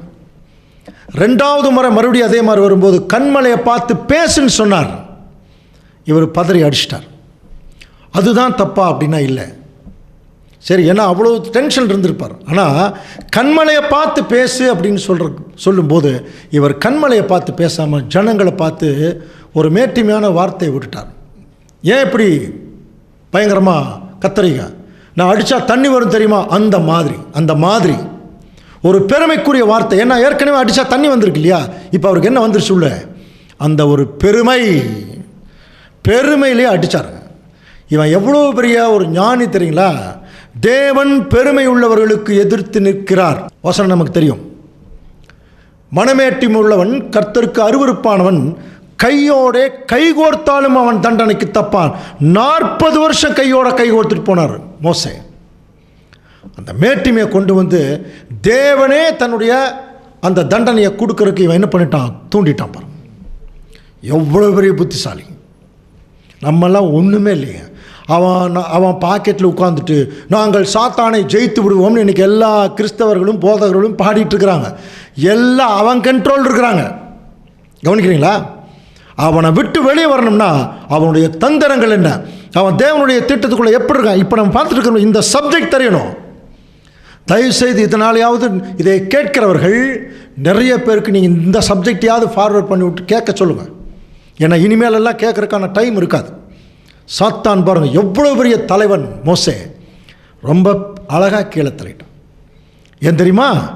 இவனுக்குள்ளே என்ன வந்துருச்சுன்னா, ஓ இந்த ஸ்திரீயின் வித்து இவன் தான் போல் இருக்கு. ஸோ அதனால தான் அங்கே தேவன் ஒரு ஜட்ஜ்மெண்ட் கொடுத்தார். நமக்கு நல்லா தெரியும், படிச்சிருக்கிறோம். என்ன ஆகும் 20:12 பாருங்கள். கர்த்தர் மோசேயும் ஆரோனை நோக்கி, இஸ்ரவேல் புத்திரரின் கண்களுக்கு முன்பாக என்னை பரிசுத்தம் பண்ணும்படி நீ என்னை விசுவாசியாமல் போனபடியால் சொல்கிறார் பாருங்க. இந்த சபையாருக்கு நான் கொடுத்த தேசத்திற்குள் நீங்கள் அவர்களை கொண்டு போவதில்லை, நீங்கள் உள்ளே போகிறதில்லைன்ட்டார். அது நமக்கு தெரியும் இல்லையா? ரொம்ப தூரத்துலேயே காமிச்சிட்டு தேவனே மோசையை அடக்கம் பண்ணிட்டார்னு படிக்கிறோம். அதுக்கப்புறம் என்னாச்சு? மோசேக்கு அப்புறம் யோசுவா போய் அந்த இஸ்ரேல் ஜனங்களை கானான் தேசத்துக்குள்ளே கொண்டு போய் சேர்த்துனார். நமக்கு தெரியும், கானான் தேசத்தில் யோசுவா கொண்டு போய் சேர்த்தும் போது இஸ்ரேல் ஜனங்களுடைய முதல் நியாயாதிபதி யோசுவா, கடைசி நியாயாதிபதி சாமியேல் தீர்க்கதரிசி. இதுக்கிடையில் சிம்சோன், தெபோராள், எப்தா பாருங்கள். அப்புறம் வேறு யார் சொல்லலாம், கிதியோன், பாராக், ஒத்னியேல், இந்த மாதிரி நிறைய ரட்சகர்கள் வந்தாங்க. அவர்கள் எல்லாருமே பார்த்தீங்கன்னா இஸ்ரேல் ஜனங்கள் ஒரு குறிப்பிட்ட காலத்தில் மீட்டுக்கிட்டாங்க. ஆனால் இஸ்ரேல் ஜனங்கள் தொடர்ந்து அவங்க யாருடைய கண்ட்ரோல் இருந்தாங்கன்னா சாத்தானுடைய கண்ட்ரோலில். சாத்தானுடைய கண்ட்ரோலில் இருந்தாங்கிறதுக்கு ஒரே வசனம் நமக்கு சாட்சி. நியாயாதிபதிகளின் காலத்தில் அவங்க எப்படி இருந்தாங்க வாசிக்கலாம் பாருங்கள். நியாயாதிபதிகள் 21ஆம் அதிகாரம் 25ஆம் வசனம். அந்நாட்களிலே இஸ்ரேலில் ராஜா இல்லை, அவனவன் தன் தன் பார்வைக்கு சரிபோனபடி செய்து வந்தான். பாருங்க, இஸ்ரேலில் ராஜா இல்லை, அவனவன் தன் தன் பார்வைக்கு. அப்போ தன் இஷ்டத்துக்கு தேவனுக்கு கீழ்ப்படியாம தன் இஷ்டத்துக்கு போறவன் தாங்க சாத்தான். புரியுதுங்களா? அப்போ அந்த சாத்தான் மைண்டட் பீப்புள் ஆயிட்டான். டோட்டலாக இஸ்ரேல் ஜனங்கள் அவன் கண்ட்ரோல் வந்துட்டான். இப்போ அவங்க என்ன கேட்குறாங்கன்னா, எங்களுக்கு ராஜா வேணும்னு கேட்குறாங்க. புறஜாதி ராஜாக்களை புறஜாதிகள் வணங்குறதும் அவங்களுக்கு தூபம் காட்டுறதை பார்த்தோன்னே இவங்களுக்கு ஆசை வருது. உடனே சாமியால்கிட்ட போய் கேட்குறாங்க. சாமியால் தீர்க்கதரிசிக்கிட்ட எங்களுக்கு ராஜா வேணும். இப்போ தேவன் சொன்னார், நான் தான் இவங்களுக்கு ராஜாவாக இருந்தேன், என்னை தள்ளிட்டு இவங்க எனக்கு ராஜா கேட்குறனால. அப்பவும் தேவன் என்ன செய்கிறாருன்னா, சரி ராஜா கொடுத்தார். ஏன்னு சொல்லுங்க, ஏன் தெரியுமா ராஜா கொடுத்தார்? சரி இந்த ராஜாக்களை பார்த்தாது அந்த ஜனங்கள் திருந்துட்டோம் அப்படிங்கிற மாதிரி. அப்போ முதல் ராஜா சவுல் நமக்கு நல்லா தெரியும். கொஞ்ச நாள் நல்லா தான் இருந்தார். அதுக்கப்புறம் அவருக்குள்ளே வேற ஒரு ஆவி வந்துருச்சு. அதை ஏற்படுத்தினவனும் சாத்தான் தான். சவுல் எப்படி இருப்பார்னு படிச்சுக்க முடியாது, ரொம்ப திடகாத்திரம் அழகாக இருந்தார். ஸோ இப்போ இந்த மாதிரி ஒரு சூழ்நிலையில் இவன் இஸ்ரேல் ஜனங்களை வழி நடத்தினா இவன் என்ன ஆகிடுவான்? இஸ்ரேல் ஜனங்களை இப்போ தேவனிடத்தில் வழி நடத்திடுவான்.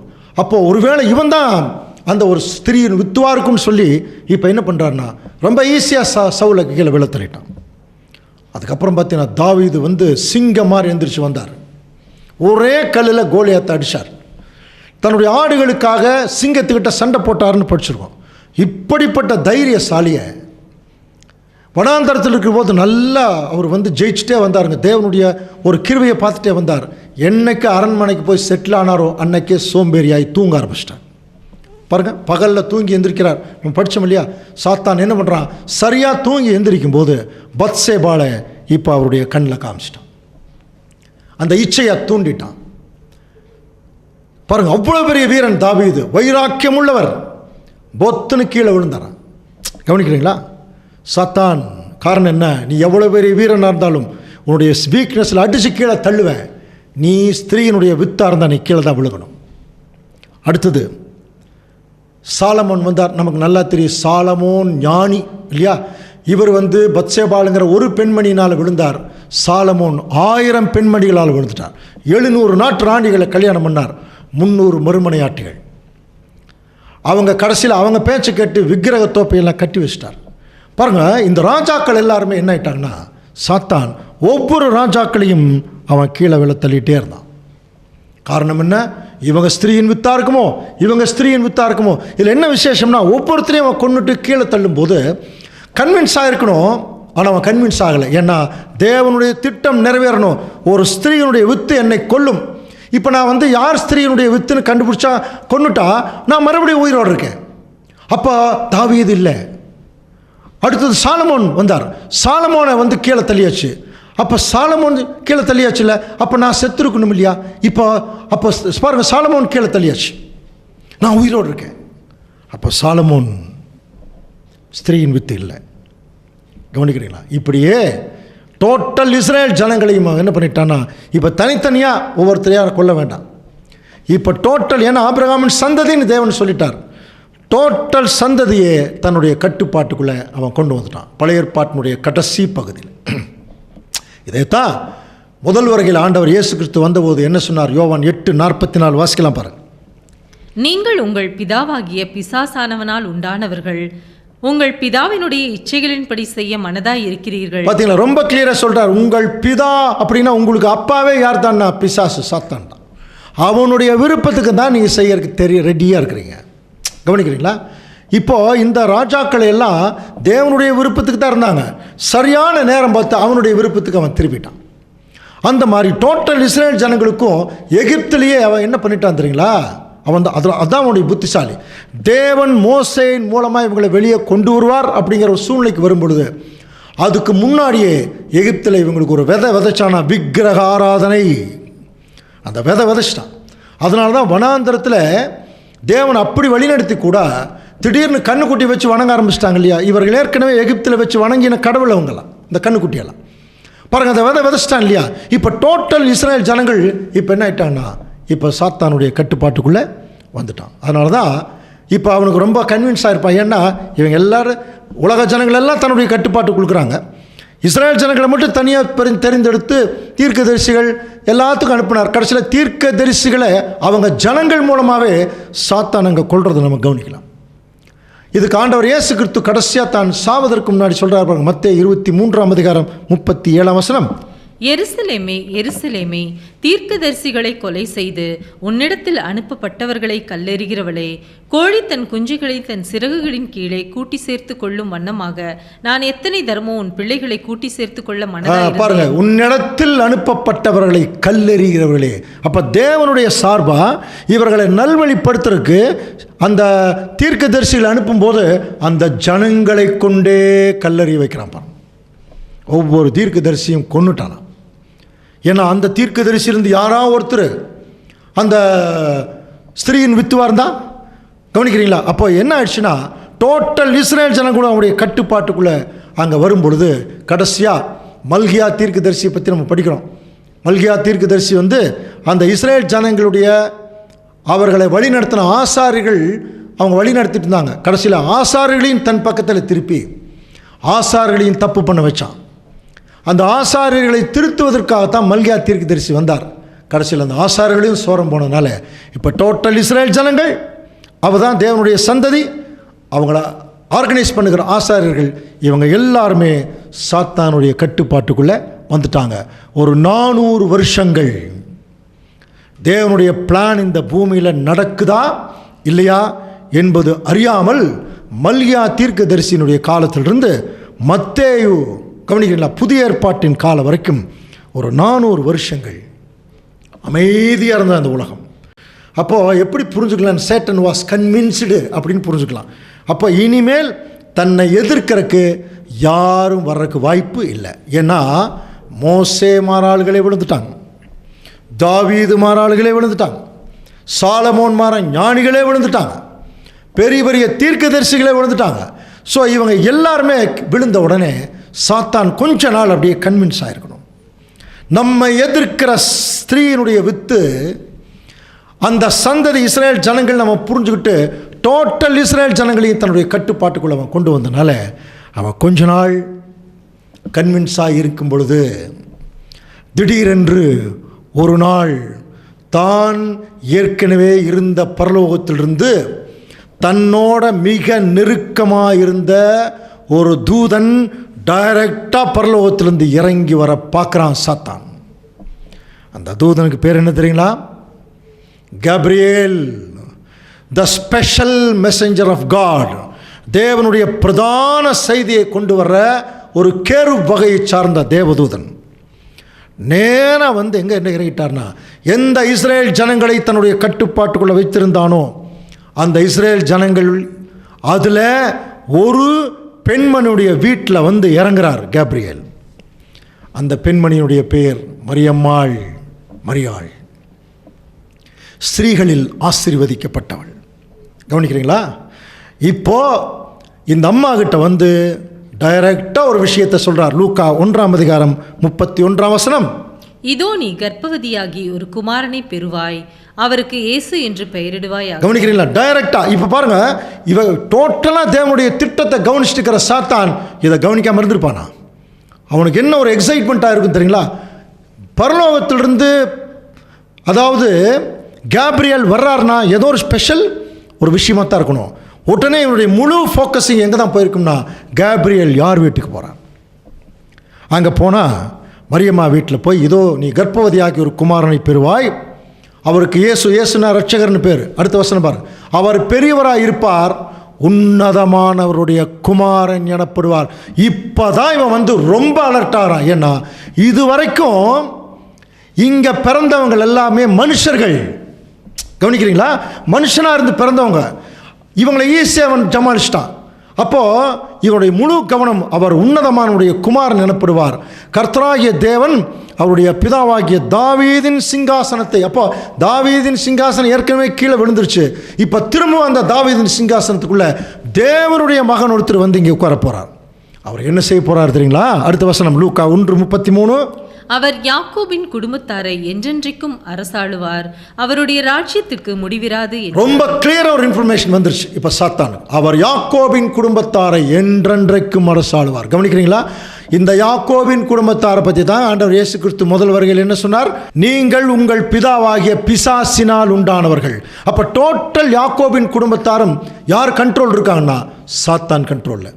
இப்போ மேலிருந்து பிதாவாகிய தேவனுடைய ஒரு குமாரன் உள்ள வரும்போது சாத்தான் கண்ட்ரோல் இருக்கிற இந்த இஸ்ரேல் ஜனங்களை இவர் ஆட்சி செய்ய போறார் அப்படிங்கிற ஒரு விஷயத்தை கேள்விப்பட்டோன்னே முதல்ல சாத்தான் என்ன கண்டுபிடிச்சான்னா, ஓ, ஸ்திரீயினுடைய வித்து இங்கே இல்லை, எங்கிருந்து வருது இப்போ? ஓ, மேலிருந்து.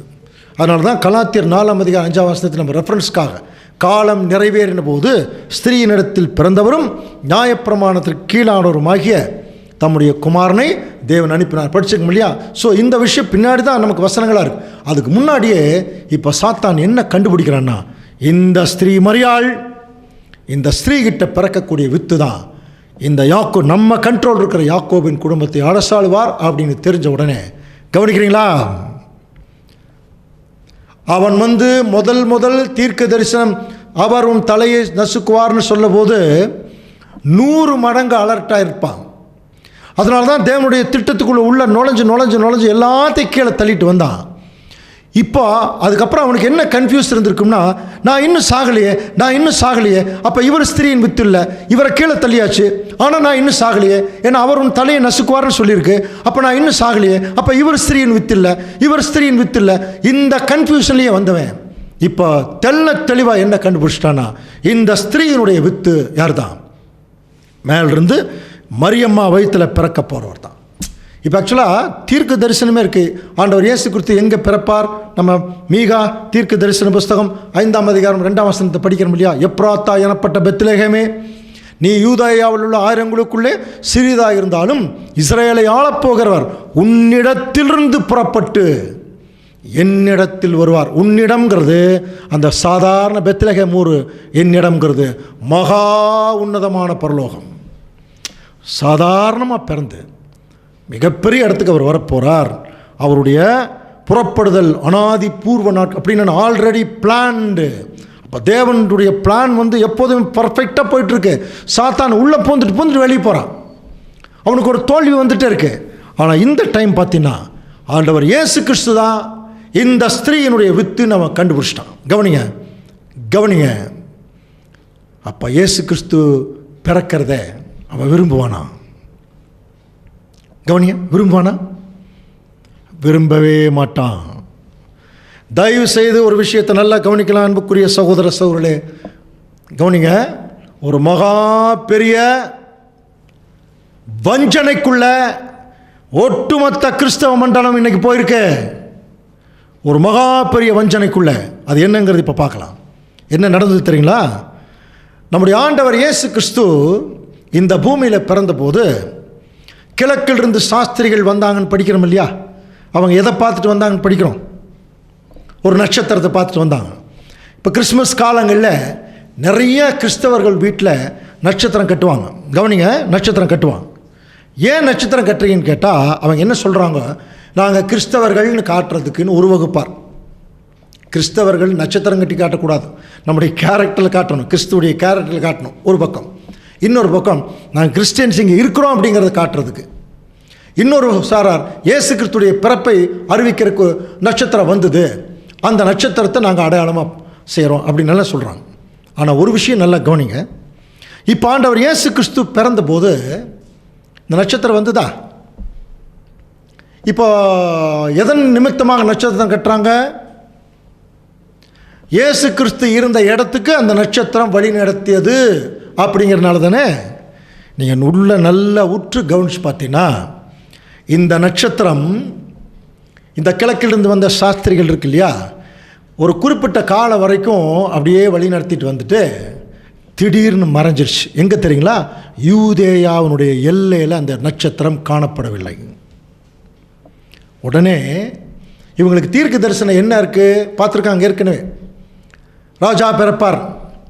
அப்போ இவங்க கன்ஃபியூஸ் ஆகி என்ன பண்ணிட்டாங்கன்னா, ராஜா பிறப்பார்னா ஏற்கனவே தீர்க்க தரிசனமே கிளியராக இருக்குது, எப்ராத்தா எனப்பட்ட பெத்லகேமே. அப்போ பெத்லகேமுக்கு தான் போனோம்.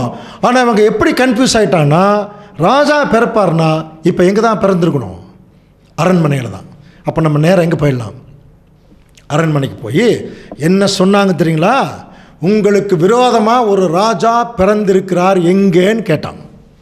புரியுதுங்களா? அப்போ தான் பாருங்க, மத்தேயு 2ஆம் அதிகாரம் 3ஆம் வசனம் வாசிக்கலாம். ஏரோது ராஜா அதை கேட்ட பொழுது அவனும் அவனோட கூட எருசலேம் நகரத்தார் அனைவரும் கலங்கினார்கள். புரியுதுங்களா? ஒரு ராஜாவுக்கு விரோதமாக ஒரு ராஜா பிறந்திருக்காருன்னா கலங்கினார்கள்.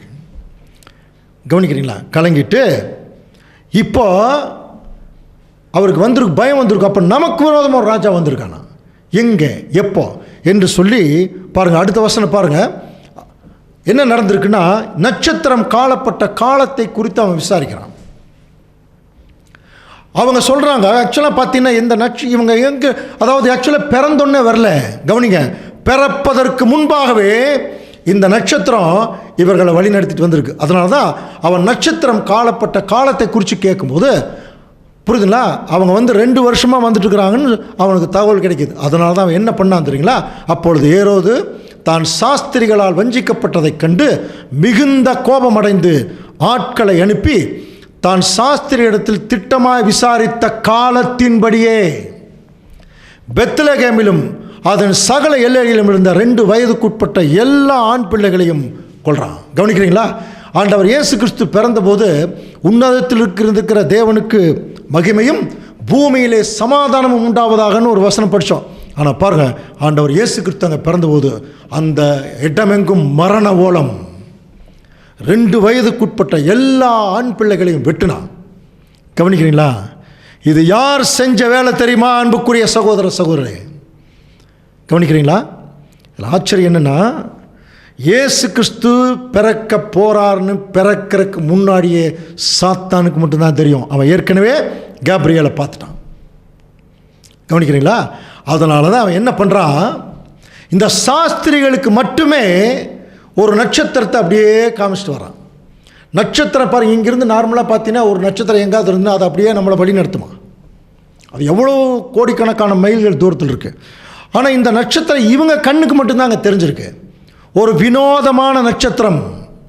சாத்தான் என்ன பண்ணியிருக்காருன்னா, இந்த சாஸ்திரிகள் மூலம் ஏரோது ராஜாவை டைவர்ட் பண்ணி ஆண்டவர் இயேசு கிறிஸ்துவுடைய பிறப்பை எப்படியாவது சொல்லி இயேசு கிறிஸ்துவை கொலை பண்ணணும்.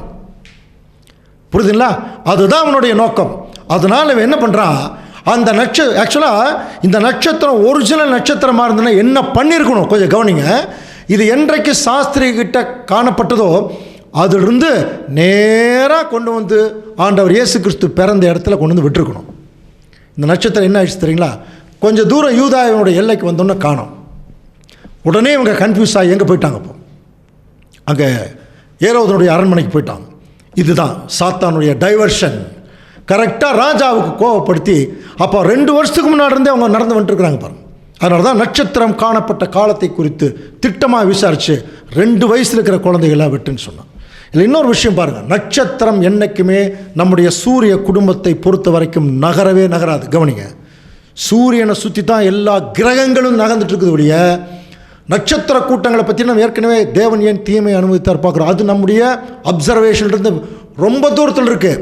நம்ம பொறுத்த வரைக்கும், நம்முடைய அப்சர்வேஷனை பொறுத்த வரைக்கும் நட்சத்திரம் எங்கேயுமே நகர்றதில்லை, கிரகங்கள் தான் நகரும். அப்போ இது நகர்ந்து போயிருக்குன்னா இது ஒரு நூதன நட்சத்திரம். இவங்களுடைய கண்களுக்கு மட்டும்தாங்க தெரிஞ்சிருக்கு. என்ன இருக்குன்னா, இவங்க போய் டைவர்ட் பண்ணி விட்டதுக்கப்புறம் மறுபடியும் வெளியே வர்றாங்க, நட்சத்திரம் மறுபடியும் தெரியுது. அப்புறம் கண்ட இயேசு கிறிஸ்து இடத்துல கொண்டு போய் விடுதான். இதுதான் தன்னை நல்லவனாக காட்டிக்கிற விதம். இன்றைக்கி அப்படி தான் இன்றைக்கி கிறிஸ்தவர்கள்லாம் ஏமாந்து போய் எல்லாம் நட்சத்திரம் கட்டிட்டு இருக்கிறான். இந்த நட்சத்திரம் ஆண்டவர் இயேசு கிறிஸ்துவை கொலை செய்வதற்கு சாத்தானால் ஏவி விடப்பட்டது என்பதை குறித்து நிறைய பேருக்கு தெரியாது. இனிமேல் நட்சத்திரம் மாட்டுவீங்க வீட்டில். உண்மையான கிறிஸ்தவர்கள் இந்த சத்தியம் தெரிஞ்சதுன்னா நட்சத்திரம் மாட்ட மாட்டான். கவனிக்கிறீங்களா? சாத்தானுக்கே என்ன பேர் தெரியுங்களா? ஏசாயா 14ஆம் அதிகாரம் 12ஆம் வசனம் வாசிக்கலாம். அதிகாலையின் மகனாகிய விடிவெள்ளியே, நீ வானத்திலிருந்து விழுந்தாயே, ஜாதிகளை ஈனப்படுத்தினவனே. பார்த்தீங்களா? அதிகாலையின் மகனாகிய விடிவெள்ளி, யூ ஆர் த மார்னிங் ஸ்டார்னே அவனுக்கு பேர். அவனுக்கே நட்சத்திரம்னு தான் பேரா, விடிவெள்ளி நட்சத்திரம். அப்போ இவன் என்ன செய்யறான்? ஆண்டவர் இயேசு கிறிஸ்து பிறக்கும் போது அவரை கொல்ல நினைக்கிறான். அவன் டைரக்டெல்லாம் கொல்ல மாட்டான். எப்படி காயின் வச்சுதான் ஆபேலை கொன்னான். புரியுதுங்களா? இஸ்ரேல் ஜனங்களை வச்சு தான் தீர்க்கதரிசிகளே கொல்றான். இஸ்ரேல் ஜனங்களை வச்சு தான் மோசேவை டென்ஷன் பண்ணுறான். புரியுதுங்களா? ஜனங்களை வச்சு தான். அப்போ இவன் டைரக்டாக யாரையும் அட்டாக் பண்ணுறதில்ல. அதுதான் அவனுடைய ட்ரெண்டு, அவனுடைய ட்ரெடிஷன். இது நமக்கு தெரியணும். அதனால தான் இந்த சப்ஜெக்டை இவ்வளோ கோர்வையாக நம்ம போயிட்டுருக்கோம். அப்போ ஆண்டவர் இயேசு கிறிஸ்து வரைக்கும் வந்துட்டோம். இவனுக்கு நல்லா தெரிஞ்சிருச்சு, அந்த ஸ்திரீயினுடைய வித்து இயேசு கிறிஸ்து தான். இவர் பிறக்கும் போதே அவரை கொல்லணும்னு நினைக்கிறான். அப்போவே பிளான் போட்டான். என்னைக்கு மரியம்மா கிட்ட அங்கே காபிரியல் தூதன், உன்னிடத்தில் பிறக்க போகிற குழந்தை பெரியவராக இருப்பார், உன்னதமானுடைய குமாரன் எனப்படுவார், அவர் யாக்கோபின் குடும்பத்தை அரசாளுவார்னு என்னைக்கு சொன்னாரோ அன்னைக்கே சாத்தான் அலர்ட் ஆகி ஆண்டவர் இயேசு கிறிஸ்துவை கொலை செய்வதற்கு த கிராண்ட் மாஸ்டர் பிளான் போடுறான். பிளான் போட்டு இந்த நட்சத்திரத்தை அப்படியே நகர வச்சு, அப்போ அவங்க கண்களுக்கு மட்டும்தான் அந்த நட்சத்திரம் தெரிஞ்சிருக்கு. ஒருவேளை பழைய காலத்தில் ஆரியபட்டர், பாஸ்கரர், நிறைய பழைய காலத்தில் நட்சத்திரங்கள் இதையெல்லாம் ஆராய்ச்சி பண்ணக்கூடியவங்கெல்லாம் இப்படிப்பட்ட சில நட்சத்திரங்கள்லாம் தோன்றும்னாலாம் எழுதுனாங்களாம். கவனிக்கிறீங்களா? ஆனால் இயேசு கிறிஸ்து பிறந்தபோது இப்படி ஒரு நட்சத்திரம் வரும்னு எந்த இடத்துலையுமே எழுதப்படவில்லை. இன்னொரு விஷயம் பாருங்கள், இயேசு கிறிஸ்து பிறந்தபோது ஆட்டிடையர்களுக்கு டைரக்டாக சரியான அட்ரஸ் தேவதூதன் கொடுக்குறாருங்க. டைரக்டாக தேவதூதன் கொடுக்குறார். நீங்கள் பெத்லகேமுக்கு போங்க, முன்னணியிலே கிடத்தியிருக்க காண்பீர்கள், படிச்சிருக்கோம் இல்லையா? அப்போ தேவன் சார்பாக தேவதூதன் ஆட்டிடையர்களுக்கு சரியான அட்ரஸ் கொடுக்கும்போது சம்பந்தமே இல்லாமல் ஒரு அந்த ஜனங்கள் இவரை வணங்க வேண்டிய அவசியம் என்ன? புரியுதுங்களா? அப்படி ஒரு சூழ்நிலை வரும் பொழுது இதை கொஞ்சம் இன்டீரியராக உள்ளே போய் பார்த்தீங்கன்னா இது சாத்தான் ஆண்டவர் இயேசு கிறிஸ்துவை கீழே வளர்த்தள்ளுறதுக்கு, அவரை கொலை செய்கிறதுக்கு அவன் ஏற்படுத்தின நட்சத்திரம். நல்ல நட்சத்திரம் மட்டும் அதுக்கப்புறம் கொண்டு போய் காமிச்சிருச்சான். அது உண்மையான நட்சத்திரமாக இருந்தால் என்னைக்கு அவங்க கண்களுக்கு இருந்ததோ அங்கேருந்து டைரெக்டாக கொண்டு போய் இயேசு கிறிஸ்து இந்த இடத்துல காமிச்சிருக்கணும். டைவர்ட் பண்ணியிருக்கக்கூடாது. ஸோ அந்த டைவர்ஷன் கொடுத்ததே சாத்தான் தான். கொஞ்சம் கவனிக்கிறீங்களா? இப்போ ஆண்டவர் இயேசு கிறிஸ்து என்ன ஆயிட்டார்னா, இவனுடைய திட்டத்திற்கு மீறி பிறந்துட்டார். அந்த ஸ்திரீயினுடைய வித்து இந்த பூமியில் பிறந்தாச்சு. அப்படியே கொஞ்சம் கொஞ்சமாக வளருது. சாத்தான் கட்டாயமாக யாரையே பார்த்துட்டு இருந்திருப்பான். கொஞ்சம் கவனிங்க. ஆண்டவர் இயேசு கிறிஸ்துவை அவர் சர்ச்சுக்கு போகிறது, அங்கே அவங்களோட பெரியவங்களோட பேசணும், எல்லாத்தையும் அப்சர்வ் பண்ணிட்டு இருந்திருப்பான். என்ன பண்ணிட்டு இருந்திருப்பான் தெரியுங்களா? இவரை கொலை பண்ண முடியல. பிறக்கும்போதே அவர் தேவனுடைய குமாரன் ஆகிட்டதுனால கொலை பண்ண முடியல. ஆனால் இவர் தான் ஸ்திரீயினுடைய வித்துன்னு தெரிஞ்சிருச்சு. அப்போ இவரை எப்படியாவது தேவனிடத்திலிருந்து தள்ளணும். அதுக்கு ஒரு பிளான் போடுறான். எப்படி ஏவாளை மயக்கறக்கு ஒரு பிளான் போட்டான் இல்லையா, அப்படி பிளான் போட்டுட்டு 30 வருஷமாக அவன் காத்துட்ருக்கிறான். இதுதாங்க சாத்தானுடைய பொறுமை. 30 வருஷமாக காத்துட்டு இருந்து ஆண்டவர் இயேசு கிறிஸ்து ஞானஸ்தானம் பெற்று பரிசுத்தாவியை பெற்று கரையேறின உடனே அவர் பாருங்கள் வனாந்தரத்துக்கு வர்றார் இல்லையா, உடனே டைரெக்டாக வந்து நிற்கிறான் பாருங்கள் ஆண்டவர் இயேசு கிறிஸ்து முன்னாலே. எவ்வளோ பயங்கரமான ஒரு விஷயம் பாருங்கள். டைரெக்டாக கிறிஸ்து முன்னாடி வந்து அவன் நிற்கிற மாதிரி நம்ம பார்க்குறோம். அப்போ ஆண்டவர் இயேசு கிறிஸ்து 40 நாள் சாப்பிடல, வேத வசனங்களையே தியானிச்சுட்டு இருந்திருக்கார். அதனால் அவர் சாப்பிடல. இப்போ பசிக்குது, உடனே அட்டாக் பண்ணுறான் பாருங்கள். மத்தேயு 4ஆம் அதிகாரம் 3ஆம் வசனம் வாசிக்கலாம். அப்பொழுது சோதனைக்காரன் அவரிடத்தில் வந்து, நீர் தேவனுடைய குமாரனே ஆனால் இந்த கல்லுகள் அப்பங்கள் ஆகும்படி சொல்லும் என்று. இந்த வசனம் ஏற்கனவே வேற ஒரு சப்ஜெக்டில் நம்ம பார்த்துருக்கோம். அவன் அட்டாக் பண்ணுறான்னா புரியுது. தாக்குதல் என்னன்னா, நீர் தேவனுடைய குமாரனே ஆனால். நமக்கு புரிகிற மாதிரி சொல்லிட்டுங்களா? அவன் எப்படி சொல்கிறான், நீங்கள் உங்கள் அப்பாவுக்கு பிறந்த பையனாக இருந்தால் இந்த கல்லுகளை அப்பமா மாற்றி சாப்பிடுங்க. நம்மளுக்கு வந்து இந்த மாதிரி யாராவது சொன்னால் எவ்வளோ கோவம் வரும் இல்லையா? இப்போ பாருங்கள் அட்டாக் பண்ணுறான் பாருங்கள். அவருடைய வீக்னஸ் அப்போ சாப்பிடல, பசிக்குது. ஆனால் ஆண்டவர் இயேசு கிறிஸ்து என்ன பண்ணார்னா வசனத்திலேயே அவனுக்கு அடித்தார் பாருங்கள். மனுஷன் அப்பத்தினால் மாத்திரமல்ல, தேவனுடைய வாயிலிருந்து புறப்படுகிற வார்த்தையினாலே பிழைப்பான் என்று எழுதியிருக்கிறதே. எங்கே எழுதியிருக்குன்னா உபாகமத்தில் இருக்குது, 8ஆம் அதிகாரம் 3ஆம் வசனம். அவர் உன்னை சிறுமைப்படுத்தி உன்னை பசியினால் வருத்தி, மனுஷன் அப்பத்தினால் மாத்திரமல்ல கர்த்தருடைய வாயிலிருந்து புறப்படுகிற ஒவ்வொரு வார்த்தையினாலும் பிழைப்பான். அப்போ இதுக்கு சாட்சியே கிறிஸ்து தான் பாருங்கள். 40 நாள் சாப்பிடல, அவர் சாகலை, உயிரோடு தான் இருந்தார். அப்போ வேத வசனங்கள் அவருக்குள்ளே போகும்போது அது ஒரு ஜீவன் கொடுத்து தான் கிறிஸ்துவுக்கு, புரிதுலாம். அப்போ முதல் அட்டாக்கில் இப்போ அவன் தோற்று போய் கீழே விழுகிறான். ரெண்டாவது ஒரு தேவாலயத்தினுடைய உப்பரிகளை கொண்டு நிறுத்தி, இப்போ தேவாலயத்தில் பாருங்கள் மேலிருந்து நீங்கள் கீழே குதிங்க, உங்களை தேவதூதர்கள் தாங்கிட்டு போவாங்கன்னு சொல்லி பாருங்கள் என்பதாய் எழுதியிருக்கிறதே. இப்போ பாருங்கள், எப்போ ஆண்டவர் இயேசு கிறிஸ்து வேத வசனத்தை அவர் கையாண்டவரோ அப்போவே புத்திசாலி என்ன பண்ணிட்டானா, ஓ வேத வசனத்தை பேசுகிறாரா, அப்போ இவரை எதில் தான் அடிக்கணும், வேத வசனத்தில் அவர் அட்டாக் பண்ணணும், தாக்கணும்னு சொல்லி இப்போது நீங்கள் மேலிருந்து கீழே குதிங்க, உங்களை தேவதூதர்கள் தாங்கிட்டு போவாங்கன்னு சொல்லி நான் சொல்லிங்க உங்கள் பைபிளில் தான் எழுதியிருக்குது அப்படிங்கிறான். எவ்வளோ பெரிய பயங்கரமான ஆள் பாருங்க. இது எங்கே எழுதியிருக்கு? 91ஆம் சங்கீதத்தில் எழுதியிருக்கு.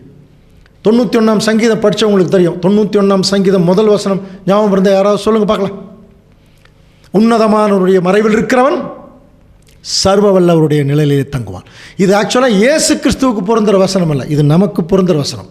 இப்போ பாருங்கள் 11ஆம் வசனம் வாசிக்கலாம். உன் வழிகளில் எல்லாம் உன்னை காக்கும்படி உனக்காக தம்முடைய தூதர்களுக்கு கட்டளையிடுவார். அடுத்த வசனம், உன் பாதம் கல்லில் இடராதபடிக்கு அவர்கள் உன்னை தங்கள் கைகளில் ஏந்தி கொண்டு போவார்கள். அப்போ 91ஆம் சங்கீதத்தை ஆண்டவர் இயேசு கிறிஸ்துவுக்கே சொல்கிறான் பாருங்க. சாத்தான் வேதம் மோதுதுன்னு சொல்கிறாங்களே அது இதுதான் பாருங்க. அப்போ 91ஆம் சங்கீதத்தை எப்படி மனப்பாடம் பண்ணியிருக்கான். ஆனால் ஒரு விஷயம் பாருங்கள், இந்த 91ஆம் சங்கீதம் அவனுக்கு நல்லா தெரியுது. ஆனால் இந்த வசனம் இயேசு கிறிஸ்துவுக்கு பொருந்தாது, அது நமக்கு தான் பொருந்தும். அது நமக்கே இப்போ தெரியுது இல்லையா? அப்போ அந்த வசனத்துடைய அப்ளிகேஷன் அவனுக்கு தெரியல, எங்கே அப்ளை பண்ணணும்னு அவனுக்கு தெரியல. இன்றைக்கி அப்படித்தாங்க நிறைய பேர், நிறைய போதர்களுக்கு வசனம் தெரியும், ஆனால் அதனுடைய அப்ளிகேஷன் எங்கே அப்ளை பண்ணுறது, அது வேத வாக்கியங்களை ஆராய்ந்து பாருங்கள், அவருடைய ஆவியவைகளை சேர்க்கும் தெரியாது. இப்படி தான் அஞ்ஞானத்தில் நிறைய ஜனங்களை வழி நடத்திட்டு இருக்கிறான்.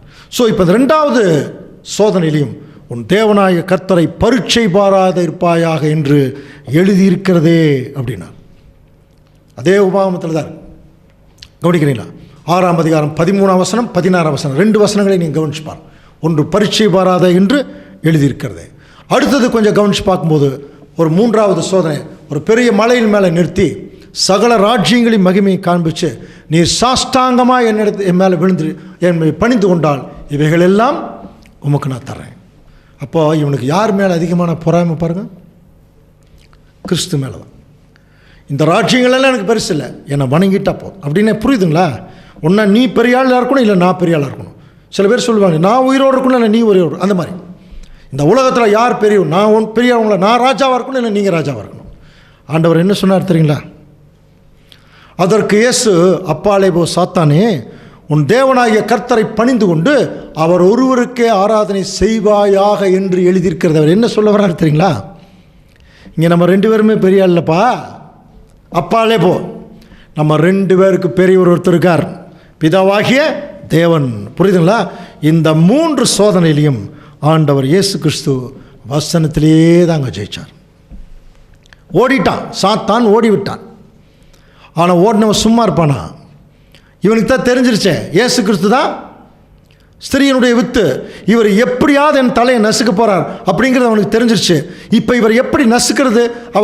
அவர் பிறக்கும்போது சாகணும்னு நினச்சான், சாகடிக்க முடியல.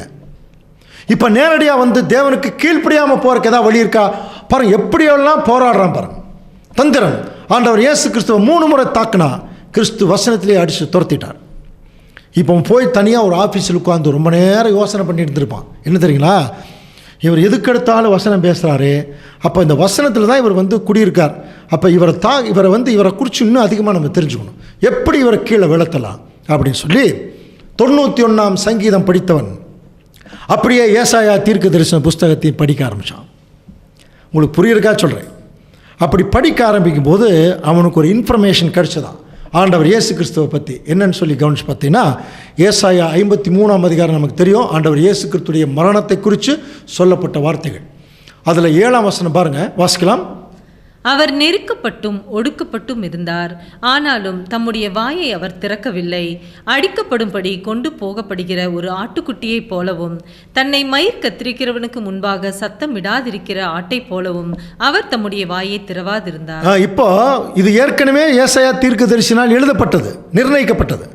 இப்போ இதை படிக்கும்போது அவனுக்கு என்ன புரிஞ்சிருக்கும்? ஏதோ ஒரு ஆட்டுக்குட்டியை பலி செலுத்துகிற மாதிரி இவரை கொண்டு போகிறதுக்கான வாய்ப்பு இருக்குது. அடுத்த வசனம் பாருங்க. நம்முடைய மெய்யாகவே அவர் நம்முடைய பாடுகளை ஏற்றுக்கொண்டு நம்முடைய துக்கங்களை சுமந்தார், நாமோ அவர் தேவனால் அடிபட்டு வாதிக்கப்பட்டவரும் சிறுமைப்பட்டவர் என்று எண்ணினோம். இந்த இடத்துல நம்முடைய பாடுகள் இங்கே ஏசாயா சொல்லிட்டு இருக்கிறது பர்டிகுலராக இஸ்ரேல் ஜனங்கள். நல்லா புரிஞ்சுக்கலாம். அதுக்கப்புறம் நமக்கு அது அப்ளை ஆகும்.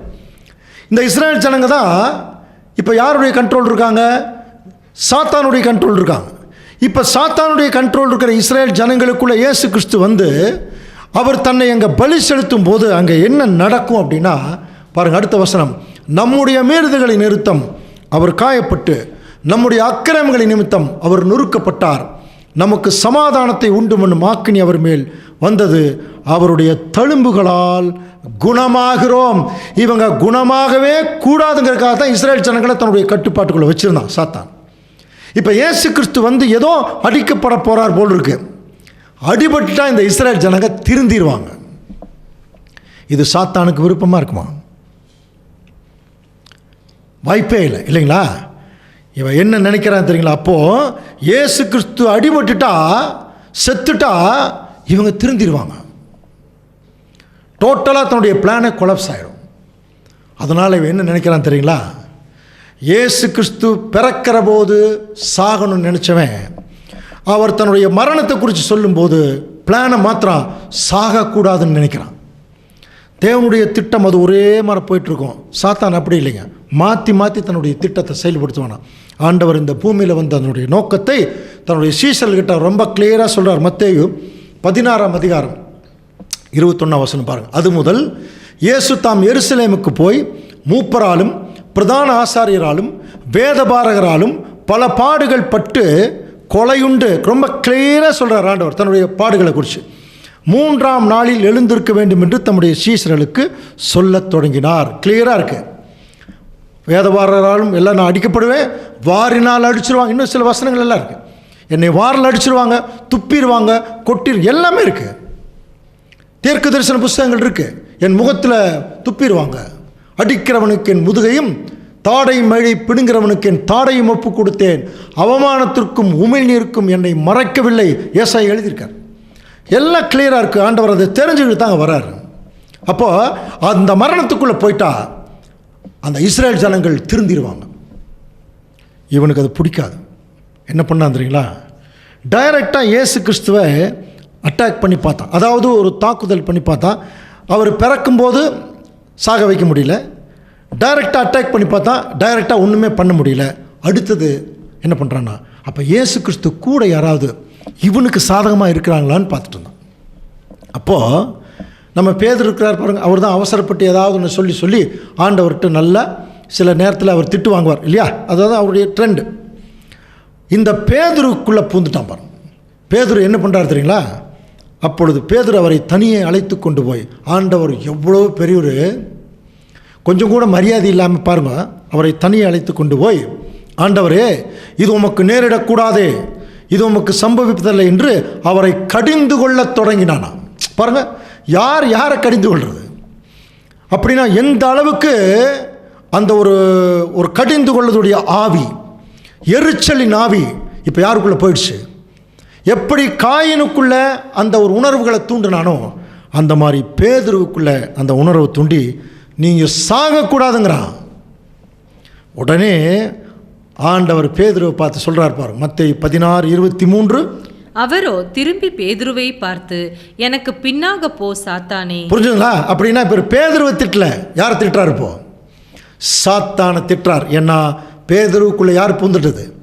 சாத்தான். அந்த இன்டென்ஷன் பாருங்கள், அந்த நோக்கத்தை உள்ளுக்குள்ளே நுழைச்சிட்டான் பேதுரு. அப்புறம் டக்குன்னு அவர் ரிலீஸ் ஆனோன்னு அவர் வேறு மாதிரி கிறிஸ்துவுடைய பின்னாடி போயிட்டார். பாருங்கள், எனக்கு பின்னாக போ சாத்தானே, நீ எனக்கு இடலாக இருக்கிறாய், தேவனுக்கேற்றவர்களை சிந்தியாமல் மனுஷனுக்கேற்றவர்களை நீ சிந்திக்கிறாய். அப்படின்னா இப்போ கூட இருந்தவங்களுக்குள்ளேயே இப்போ என்ன பண்ணிட்டான்னா ஒருத்தரை கீழே தள்ளுறதுக்கு பிளான் பண்ணுறான். இதெல்லாம் நமக்கும் நடக்குங்க. கவனிக்கிறீங்களா? சாத்தான் நல்லா சத்தியத்துக்குள்ளே நம்ம வருவோம், டைரெக்டாக சில நேரத்தில் நம்மளை அட்டாக் பண்ணுவான், அவமானப்படுத்துவான். நம்ம அதையும் தாண்டி வந்துட்டோம்னா நம்மளை கூட இருக்கிறாங்க பாருங்கள், அந்த கூட இருக்கிறவங்களை வச்சே நம்ம கீழே தள்ளிடுவோம். புரிஞ்சுக்கவே மாட்டாங்க. இப்படியெல்லாம் நமக்கு நடக்கும். இதையும் நம்ம ஞாபகத்தில் வச்சுக்கலாம். சத்தியத்துக்குள்ளே வரக்கூடிய சகோதரர்களெல்லாம் இதை ஞாபகத்தில் வச்சுக்கணும். அடுத்தது பார்த்தீங்கன்னா, இப்படியாக ஆண்டவர் இயேசு கிறிஸ்துவுடைய அந்த மரணத்தை இவனால் தடுக்க முடியல. இல்லை என்ன ஆச்சரியம், அவர் பிறக்கும்போது சாகணும்னு நினைக்கிறான், அவர் சாக போகும்போது இல்லை நீ சாகக்கூடாதுன்னு சொல்கிறான். இதுதான் சாத்தானுடைய, அது என்ன சொல்லலாம், ஒரு தவறான ஒரு பிளான். அதாவது ஒரு நிலையிலேயே இல்லை, அவன் பதட்டத்தோடையே இருக்கான். காரணம் என்ன? இவர் தான் ஸ்ரீ என்னை அவர் கொன்றுவார், என்னை கொன்றுவார், அதுக்கு முன்னாடி அவர் சாகடிக்கணும், அந்த மாதிரி ஒரு சிந்தை. அப்போ அந்த பதட்டத்திலேயே அவன் இருக்கிறதுனால அவன் பிளானை அடிக்கடி மாற்றிட்டே இருக்கிறான். கடைசியாக என்ன நடந்ததுன்னா, இப்போ ஆண்டவர் இயேசு கிறிஸ்துவனுடைய ஊழியத்தெல்லாம் முடிச்சுட்டு போகும்போது, இப்போ எந்த இஸ்ரேல் ஜனங்களுக்கு இவர் ராஜாவாக இருப்பார் அப்படின்னு அங்கே தீர்க்க தரிசனம் சொன்னாரோ அதை நிறைவேறும் வண்ணமாக அங்கே என்ன ஆயிடுச்சுன்னா, ஒரு முறை இஸ்ரேல் ஜனங்கள் அவரை கழுத மேலே ஏற்றி ராஜா மாதிரி ஒரு ஊர்வலம் போக ஆரம்பித்தார்கள். பாருங்கள், மத்தேயு 21:4 வாசிக்கலாம். இதோ உன் ராஜா சாந்த குணம் உள்ளவராய் கழுதையின் மேலும் கழுதை குட்டியாகிய மரியின் மேலும் ஏறிக்கொண்டு உன்னிடத்தில் வருகிறார் என்று சீயோன் குமாரத்திக்கு சொல்லுங்கள் என்று சீயோன் குமாரத்திக்கு சொல்லுங்கள் என்று தீர்க்க தரிசினால் உரைக்கப்பட்டபடி நிறைவேறும்படி இதெல்லாம் நடந்தது. கவனிக்கிறீங்களா? அப்போ டோட்டலாக இவனுடைய பிளான் எப்படி மாறுதுன்னு பார்த்தீங்கன்னா, இப்போ சாக வேண்டாம்னு நினச்சா, இப்போ ஆண்டவர் இயேசு கிறிஸ்து ஊழியத்தை முடிக்கும்போது அவரை ராஜாவாக்குறக்கு எல்லா பிளானும் அங்கே நடக்கும்போது அப்போ தான் ஒரு முடிவு வந்தானோ, இல்லை இவர் கட்டாயமாக செத்துதான் ஆகணும்.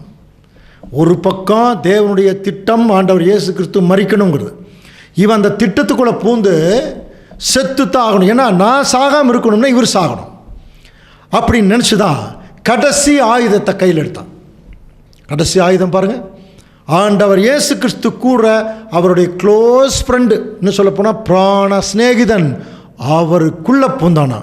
அதைத்தான் நம்ம யோவான் 13:27 வாசிக்கலாம். அந்த துணிக்கையை அவன் வாங்கின பின்பு சாத்தான் அவனுக்குள் புகுந்தான். அப்பொழுது இயேசு அவனை நோக்கி, நீ சீக்கிரம் செய்கிறதை சீக்கிரமாய் செய். பாருங்க, சாத்தான் அவனுக்குள் புகுந்தான். பார்த்தீங்களா? கடைசியா யூதாஸ் காரியத்துக்குள்ள சாத்தான் புகுந்தான். அப்போ அங்கே காட்டி கொடுக்கப்பட்டது, காட்டி கொடுக்கலினாலும் கிறிஸ்து அங்கே மரிக்கிறது தான் உண்மையான விஷயம். ஆனால் சாத்தான் என்ன செய்கிறான், அவனுடைய பிளானில் இப்போ என்ன செய்கிறான், யூதாஸ் காரியத்தை அங்கே பயன்படுத்துகிறான். இப்போ என்ன ஆயிடுச்சு, ஆண்டவர் இயேசு கிறிஸ்துவை சிலுவையின் மரணத்திற்கு ஒப்பு கொடுத்தார்கள். ரோமர்கள், பரிசேயர்கள், சதுசேயர்கள், இஸ்ரேல் ஜனங்கள் எல்லாருமே இப்போ சாத்தானுடைய கண்ட்ரோல் இருக்காங்க. இவர்கள் எல்லாரும் இயேசு கிறிஸ்துவை என்ன பண்ணான்னா கொலை செய்தார்கள். இது சாத்தானுடைய திட்டம். பிதாவாகிய தேவன் தன்னுடைய குமாரனை பலி செலுத்தினார், அது தேவனுடைய திட்டம். தேவனுடைய பார்வையில் அது பலியா போகுது, சாத்தானுடைய பார்வையில் அது என்னவா போகுது, கொலையா போகுது. இப்போ ஆண்டவர் இயேசு கிறிஸ்து கொலை செய்தாச்சு. அவர் எதுக்குள்ளே போயிட்டார், கல்லறைக்குள்ளே கொண்டு போய் வச்சுட்டாங்க. கவனிக்கிறீங்களா? சிலுவையில் அறையப்பட்டு கல்லறைக்குள்ளே வச்சோன்னே இப்போ என்ன ஆயிடுச்சு தெரியுங்களா? சாத்தானா கிறிஸ்துவா 2 பேருக்கு இருக்கக்கூடிய அந்த போட்டியில் இப்போ யார் தோத்த மாதிரி ஆயிடுச்சு? யார் தோத்த மாதிரி ஆயிடுச்சு? சாத்தான் தோத்த மாதிரி ஆயிடுச்சா? இல்லை, கிறிஸ்து தோத்த மாதிரி ஆயிடுச்சு. ஆனால் அது தேவனுடைய திட்டமே அவருடைய மரணத்தில் தான் ஆரம்பிக்குதுன்னு சாத்தானுக்கு அங்கே தெரியறதுக்கான வாய்ப்பு அங்கே இல்லை. அப்போ பாருங்கள், இயேசு கிறிஸ்துடைய மரணம் இப்போ அவர் கல்லறைக்குள்ளே போனோன்னே சாத்தான் என்ன ஆயிருக்கணும் தெரியுங்களா? ரொம்ப கன்வின்ஸ் ஆகிருக்கணும். ஒரு நாள் ஃபுல்லாக ரொம்ப சந்தோஷமாக அப்படியே தெரிஞ்சுட்டு இருந்திருப்பான் இல்லையா? திடீர்னு அவனுடைய மனசுக்குள்ளே என்ன தோணி இருக்கும் தெரியுங்களா? ஐயோ, நான் உயிரோடு இருக்கேன். கவனிக்கிறீங்களா? எந்த அடிப்படையில் அவன் அப்படி அந்த மாதிரி ஒரு சிந்தை வந்திருக்கும் அப்படின்னா, எபிரேயருக்கு எழுதின நிருபம் 2ஆம் அதிகாரம் 14ஆம் வசனம் கொஞ்சம் வாசிக்கலாம் பாருங்கள். ஆதலால் பிள்ளைகள் மாம்சத்தையும் இரத்தத்தையும் உடையவர்களாய் இருக்க அவரும் அவர்களைப் போல மாம்சத்தையும் இரத்தத்தையும் உடையவரானார். மரணத்துக்கு அதிகாரியாகிய பிசாசானவனை தமது மரணத்தினாலே அழிக்கும் படிக்கும். பத்தில மரணத்துக்கு அதிகாரியாகிய பிசாசானவனை தன்னுடைய மரணத்தினாலே அழிக்கும் படிக்கும். அப்போ ஆண்டவர் இயேசு கிறிஸ்து தன்னுடைய மரணத்தின் மூலம் இப்போ என்ன ஆயிருக்கிறார்? பிசாசை அழிக்கிறார்னு பைபிள் சொல்லுது. அப்போ இயேசு கிறிஸ்து மரணம் அடைஞ்சிட்டா இப்போ யார் செத்துருக்கணும்? புரியுதுங்களா? மரணத்துக்கு அதிகாரியாகிய பிசாசானவனை தன்னுடைய மரணத்தினாலேயே அவர் அழிக்கும்படிக்கு இப்படி ஆனான்னு படிக்கிறோம். அப்போ இயேசு கிறிஸ்து மரணம் அடைஞ்சிட்டா இப்போ யார் சாகணும்? சாத்தான் செத்துருக்கணும் இல்லையா?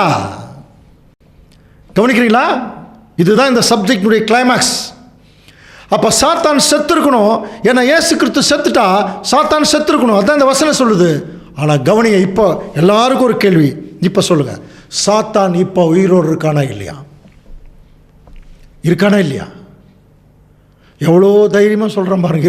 இருக்கிறான் சொல்கிறோம் இல்லையா? கவனிக்கிறீங்களா? அப்படி என்றால் மரணத்துக்கு அதிகாரியாகிய பிசாசானவனை இயேசு கிறிஸ்து மரணத்தில் சாகடிக்கிறார், மரணத்தில் அழிக்கிறார். அப்படிங்கிற போது புரியுதுங்களா?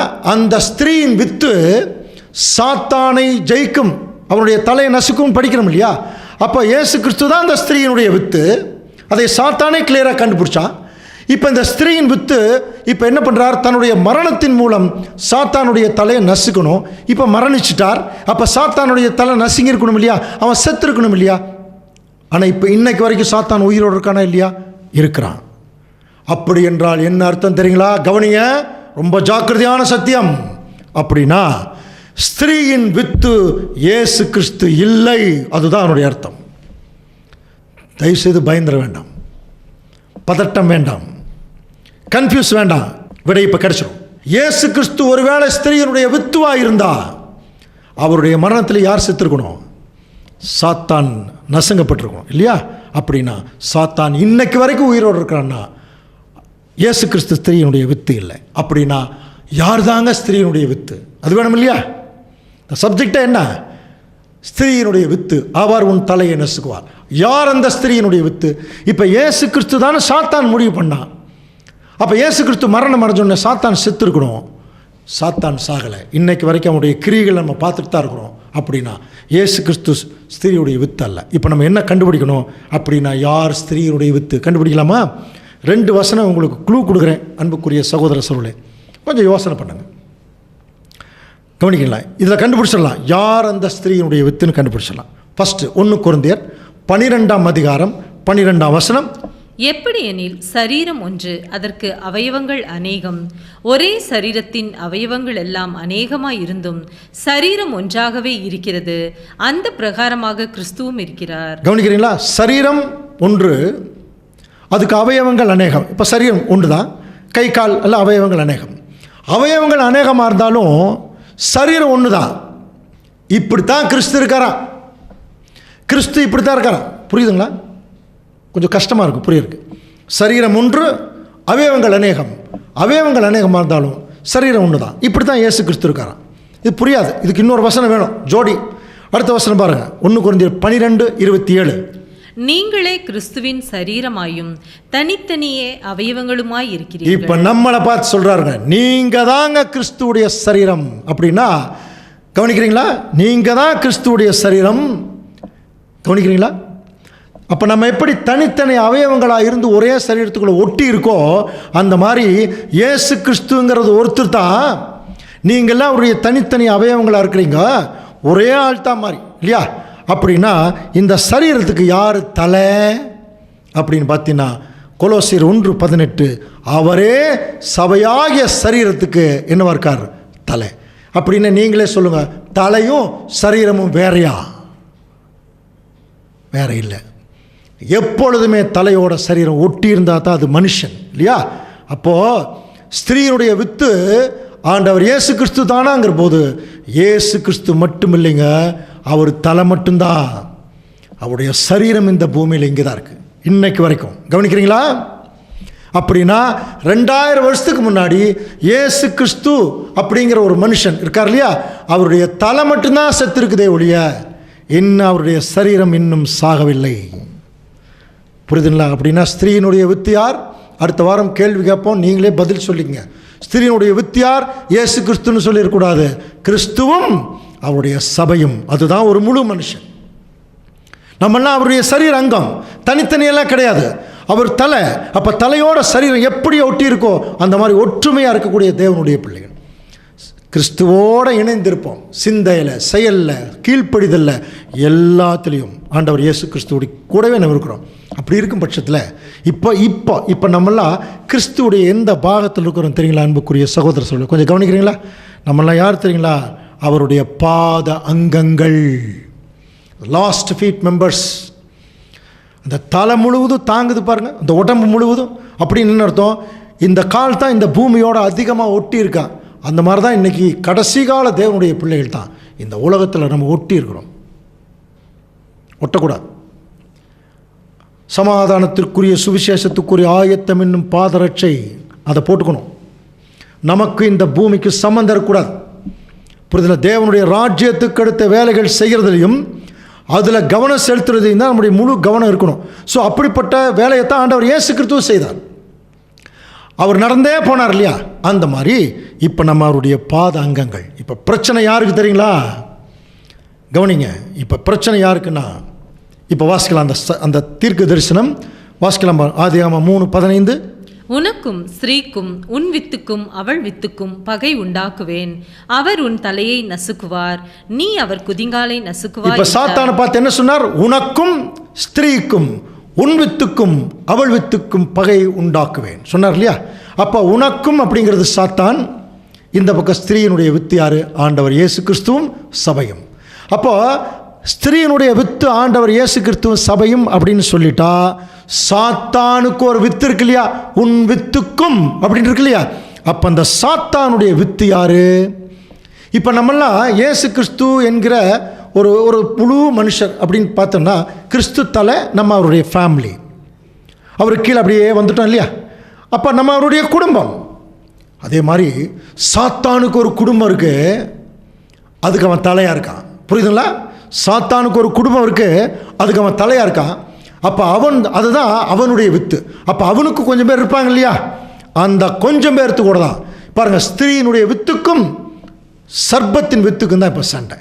இப்போ நாம் ஸ்திரீயினுடைய வித்துவாக நிற்கிறோம், நமக்கு முன்னாடி சாத்தான் நிற்கல, அவனுடைய வித்து நிற்குதான். பெரிய ஃபேமிலி வச்சுருக்காங்க அவன், கவனிக்கிறீங்களா? அவனுக்கு நமக்கு தாங்க இப்போ சண்டை. எபேசியர் 6:11 வாசிக்கலாம் பாருங்கள். நீங்கள் பிசாசின் தந்திரங்களோடு எதிர்த்து நிற்க திராணி உள்ளவர்களாகும்படி தேவனுடைய சர்வாயுத வர்க்கத்தை தரித்து கொள்ளுங்கள். கவனிங்க, கொஞ்சம் கவனிங்க.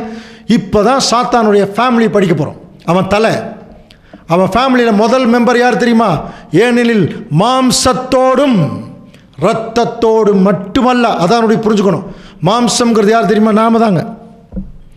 ரத்தத்தோடுங்கிறது நம்ம சுற்றி இருக்கிறாங்க பாருங்க, ரத்தத்தின் ரத்தமான உடன்பிறப்புகள். அப்போது சாத்தான் ஃபேமிலியில் முதல் மெம்பரே நம்ம தான்.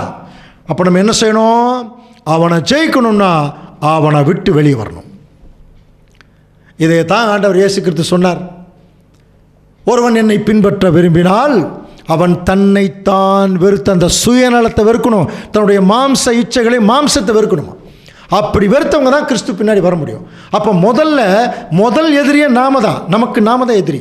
நம்ம வேத வசனங்களின் துணை கொண்டு கிறிஸ்து பின்னாடி போயிட்டோம்னா அவனை ஜெயிச்சிடலாம். பாருங்கள், மாம்சத்தோடும் இரத்தத்தோடும் அல்ல, துரைத்தனங்களோடும் அதிகாரங்களோடும் இப்பிரபஞ்சத்தின் அந்தகார லோகாதிபதிகளோடும் வான மண்டலங்களில் உள்ள பொல்லாத ஆவிகளின் சேனைகளோடும் நமக்கு போராட்டம் உண்டு.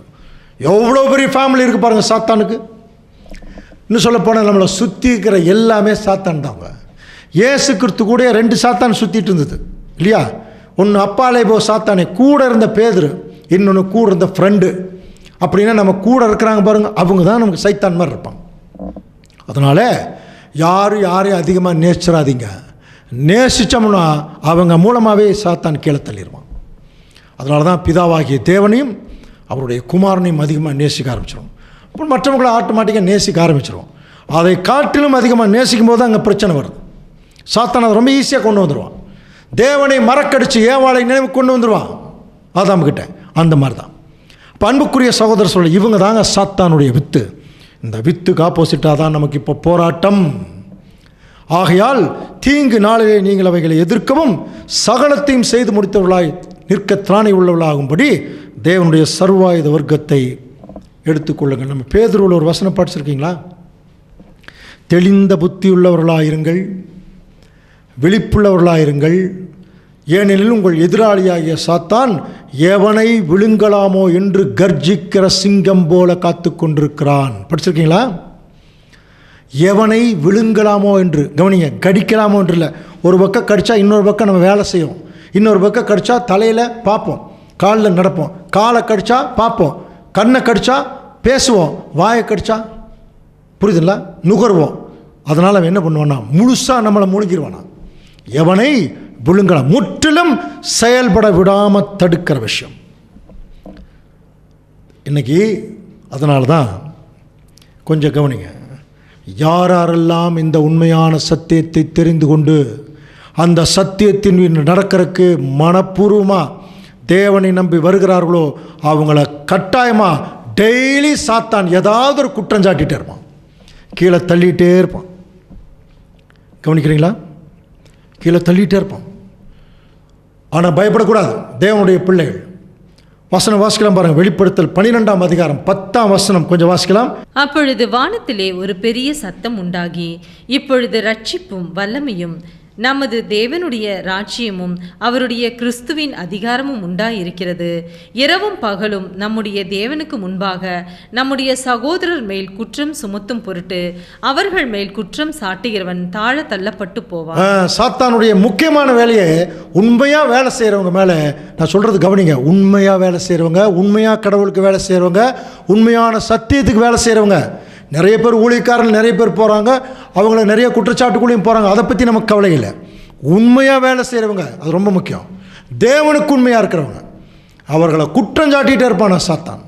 ஆனால் அப்படி ஒரு வேலை குற்றம் சாட்டும் போது தேவனுடைய திருச்சபையின் பிள்ளைகள் என்ன பண்ணணும்? வெளிப்படுத்தல் 12:12 பாருங்கள். ஆகையால் பரலோகங்களே, அவைகளில் வாசமாக இருக்கிறவர்களே கலிகூறுங்கள், பூமியிலும் சமுத்திரத்திலும் குடியிருக்கிறவர்களே. இப்போ நம்மளை பார்த்து சொல்கிறார், ஐயோ பிசாசானவன் தனக்கு கொஞ்ச காலம் மாத்திரம் உண்டென்று அறிந்து. கவனிக்கிறீங்களா? இது இந்த டைம் தான். ஏன்னா அவனை குறித்து தெளிவான சத்தியங்கள் இன்னைக்கு திருச்சபையின் பிள்ளைகளுக்கு தெரிய வந்தாச்சு. அவனுக்கு என்ன புரிஞ்சிருக்கும்னா, இவர்கள் மூலமாக தான் எனக்கு அழிவு வரப்போகுதுன்னு தெரிஞ்சிருச்சு. அதனால் தனக்கு கொஞ்ச காலம் மாத்திரம் உண்டென்று அறிந்து மிகுந்த கோபம் கொண்டு உங்களிடத்தில் இறங்கினபடியால் உங்களுக்கு ஆபத்து வரும். இது நமக்கு தான் ஆபத்து வரும்னா பயந்தர வேண்டாம். நம்ம எப்படி இருக்கணும்? அதுலேயே 11ஆம் வசனம் பாருங்கள். மரணம் நேரிடுகிறதா இருந்தாலும் அதற்கு தப்பும்படி தங்கள் ஜீவனையும் பாராமல் ஆட்டுக்குட்டியின் இரத்தத்தினாலும் தங்கள் சாட்சியின் வசனத்தினாலும் அவனை ஜெயித்தார்கள். ஒன்றும் பண்ண வேண்டாங்க. நம்ம பேசக்கூடிய சத்தியங்களுக்கு சாட்சியாக நம்ம இருந்துட்டாலே போதும். சுருக்கமாக சொல்லட்டுமா? எப்பொழுதுமே தேவனுடைய பிள்ளைகள் சாந்த குணமாக இருக்கணும். திருச்சபை 144,000 பேர் மனவாட்டி சாந்த குணமாக தான் இருக்கணும் அப்படின்னு இப்போ நான் போதிச்சுட்டு நானே கோபக்காரனாக இருந்து எப்படி இருக்கும்? அப்போ நான் சொல்லக்கூடிய வசனத்துக்கு முதல் சாட்சியாராக இருக்கணும், நான் தான் இருக்கணும். ஆசைப்படக்கூடாது அப்படின்னு சொன்னால் நான் அதுக்கு சாட்சியாக இருக்கணும்.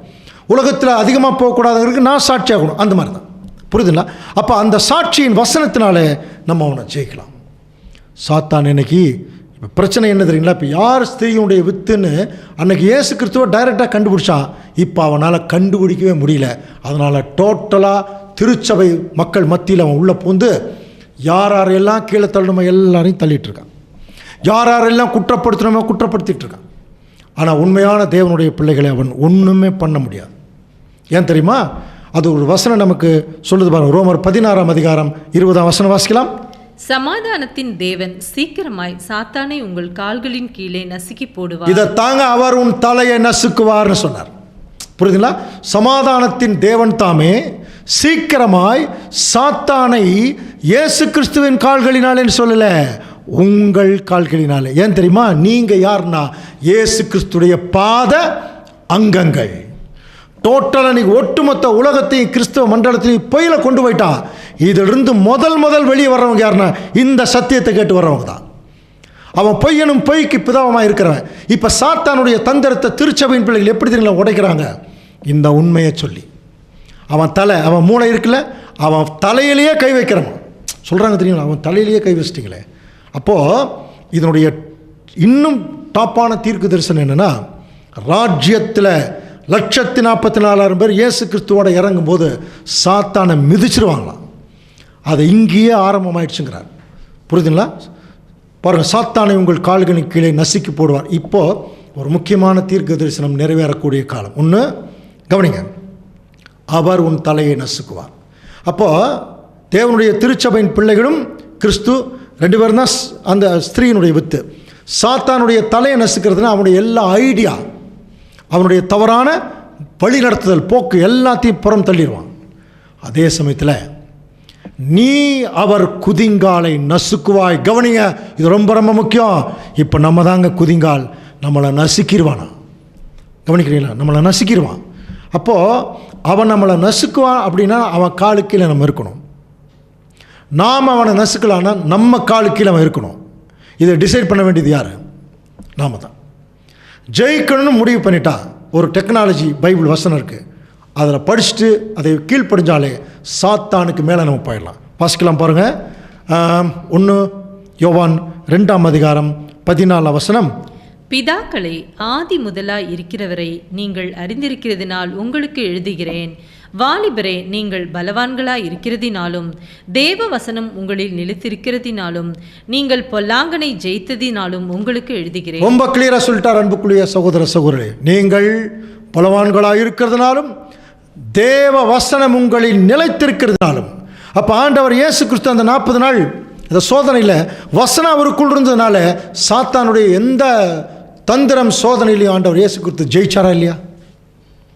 அதே மாதிரி தான் வேத வசனம் மட்டும் நமக்குள்ளே நிலைச்சிருந்தா போதுங்க. நமக்கு மலையை முறிக்கிறக்கூடிய பலமோ சிங்கத்தை கிழிக்கிறக்கூடிய பலமோ தேவையே இல்லை. புரியுதுனா? நமக்கு தேவையான நல்ல குணலட்சணங்களை பெருக்கக்கூடிய பரிசுத்தாவியின் பலம் இருந்தால் நமக்கு போதும். புரியுதுல? அந்த பலம் நமக்குள் இருக்கிற வரைக்கும் வேத வசனத்தில் நிலைச்சு நிற்கலாம். நிலைச்சு நிற்கும் போது சாத்தானுடைய எந்த தந்திரத்திலையும் நம்ம வெளியே அவனை ஜெயிக்கலாம். ஸோ அன்புக்குரிய சகோதரர்களே, ஏன் இன்னும் இந்த தீர்க்க தரிசனம் நிறைவேறவில்லைன்னா, ஸ்திரீயினுடைய வித்து இவனுடைய லக்கம் இன்னும் என்னாகலை, முடியவில்லை. புரியுதுங்களா? முதல் சொன்ன தீர்க்க தரிசனம் இன்னும் முடியல. காரணம், ஸ்திரீயினுடைய வித்து ஆண்டவர் இயேசு கிறிஸ்துவும் அவருடைய சபையும் தான். அந்த பாத அங்கங்களில் இன்னும் கொஞ்சம் பேர் அங்கங்களாக மாற வேண்டியது இருக்குது. மாறிட்டாங்கன்னா அதே காலில் சாத்தானுடைய எல்லா தலையும் நசுக்கி விடுவார்கள். தேவன் தாமே இந்த வசனங்கள் எல்லாம் நமக்கு ஆசீர்வாதமாக்கி தருவாராக. ஆமென்.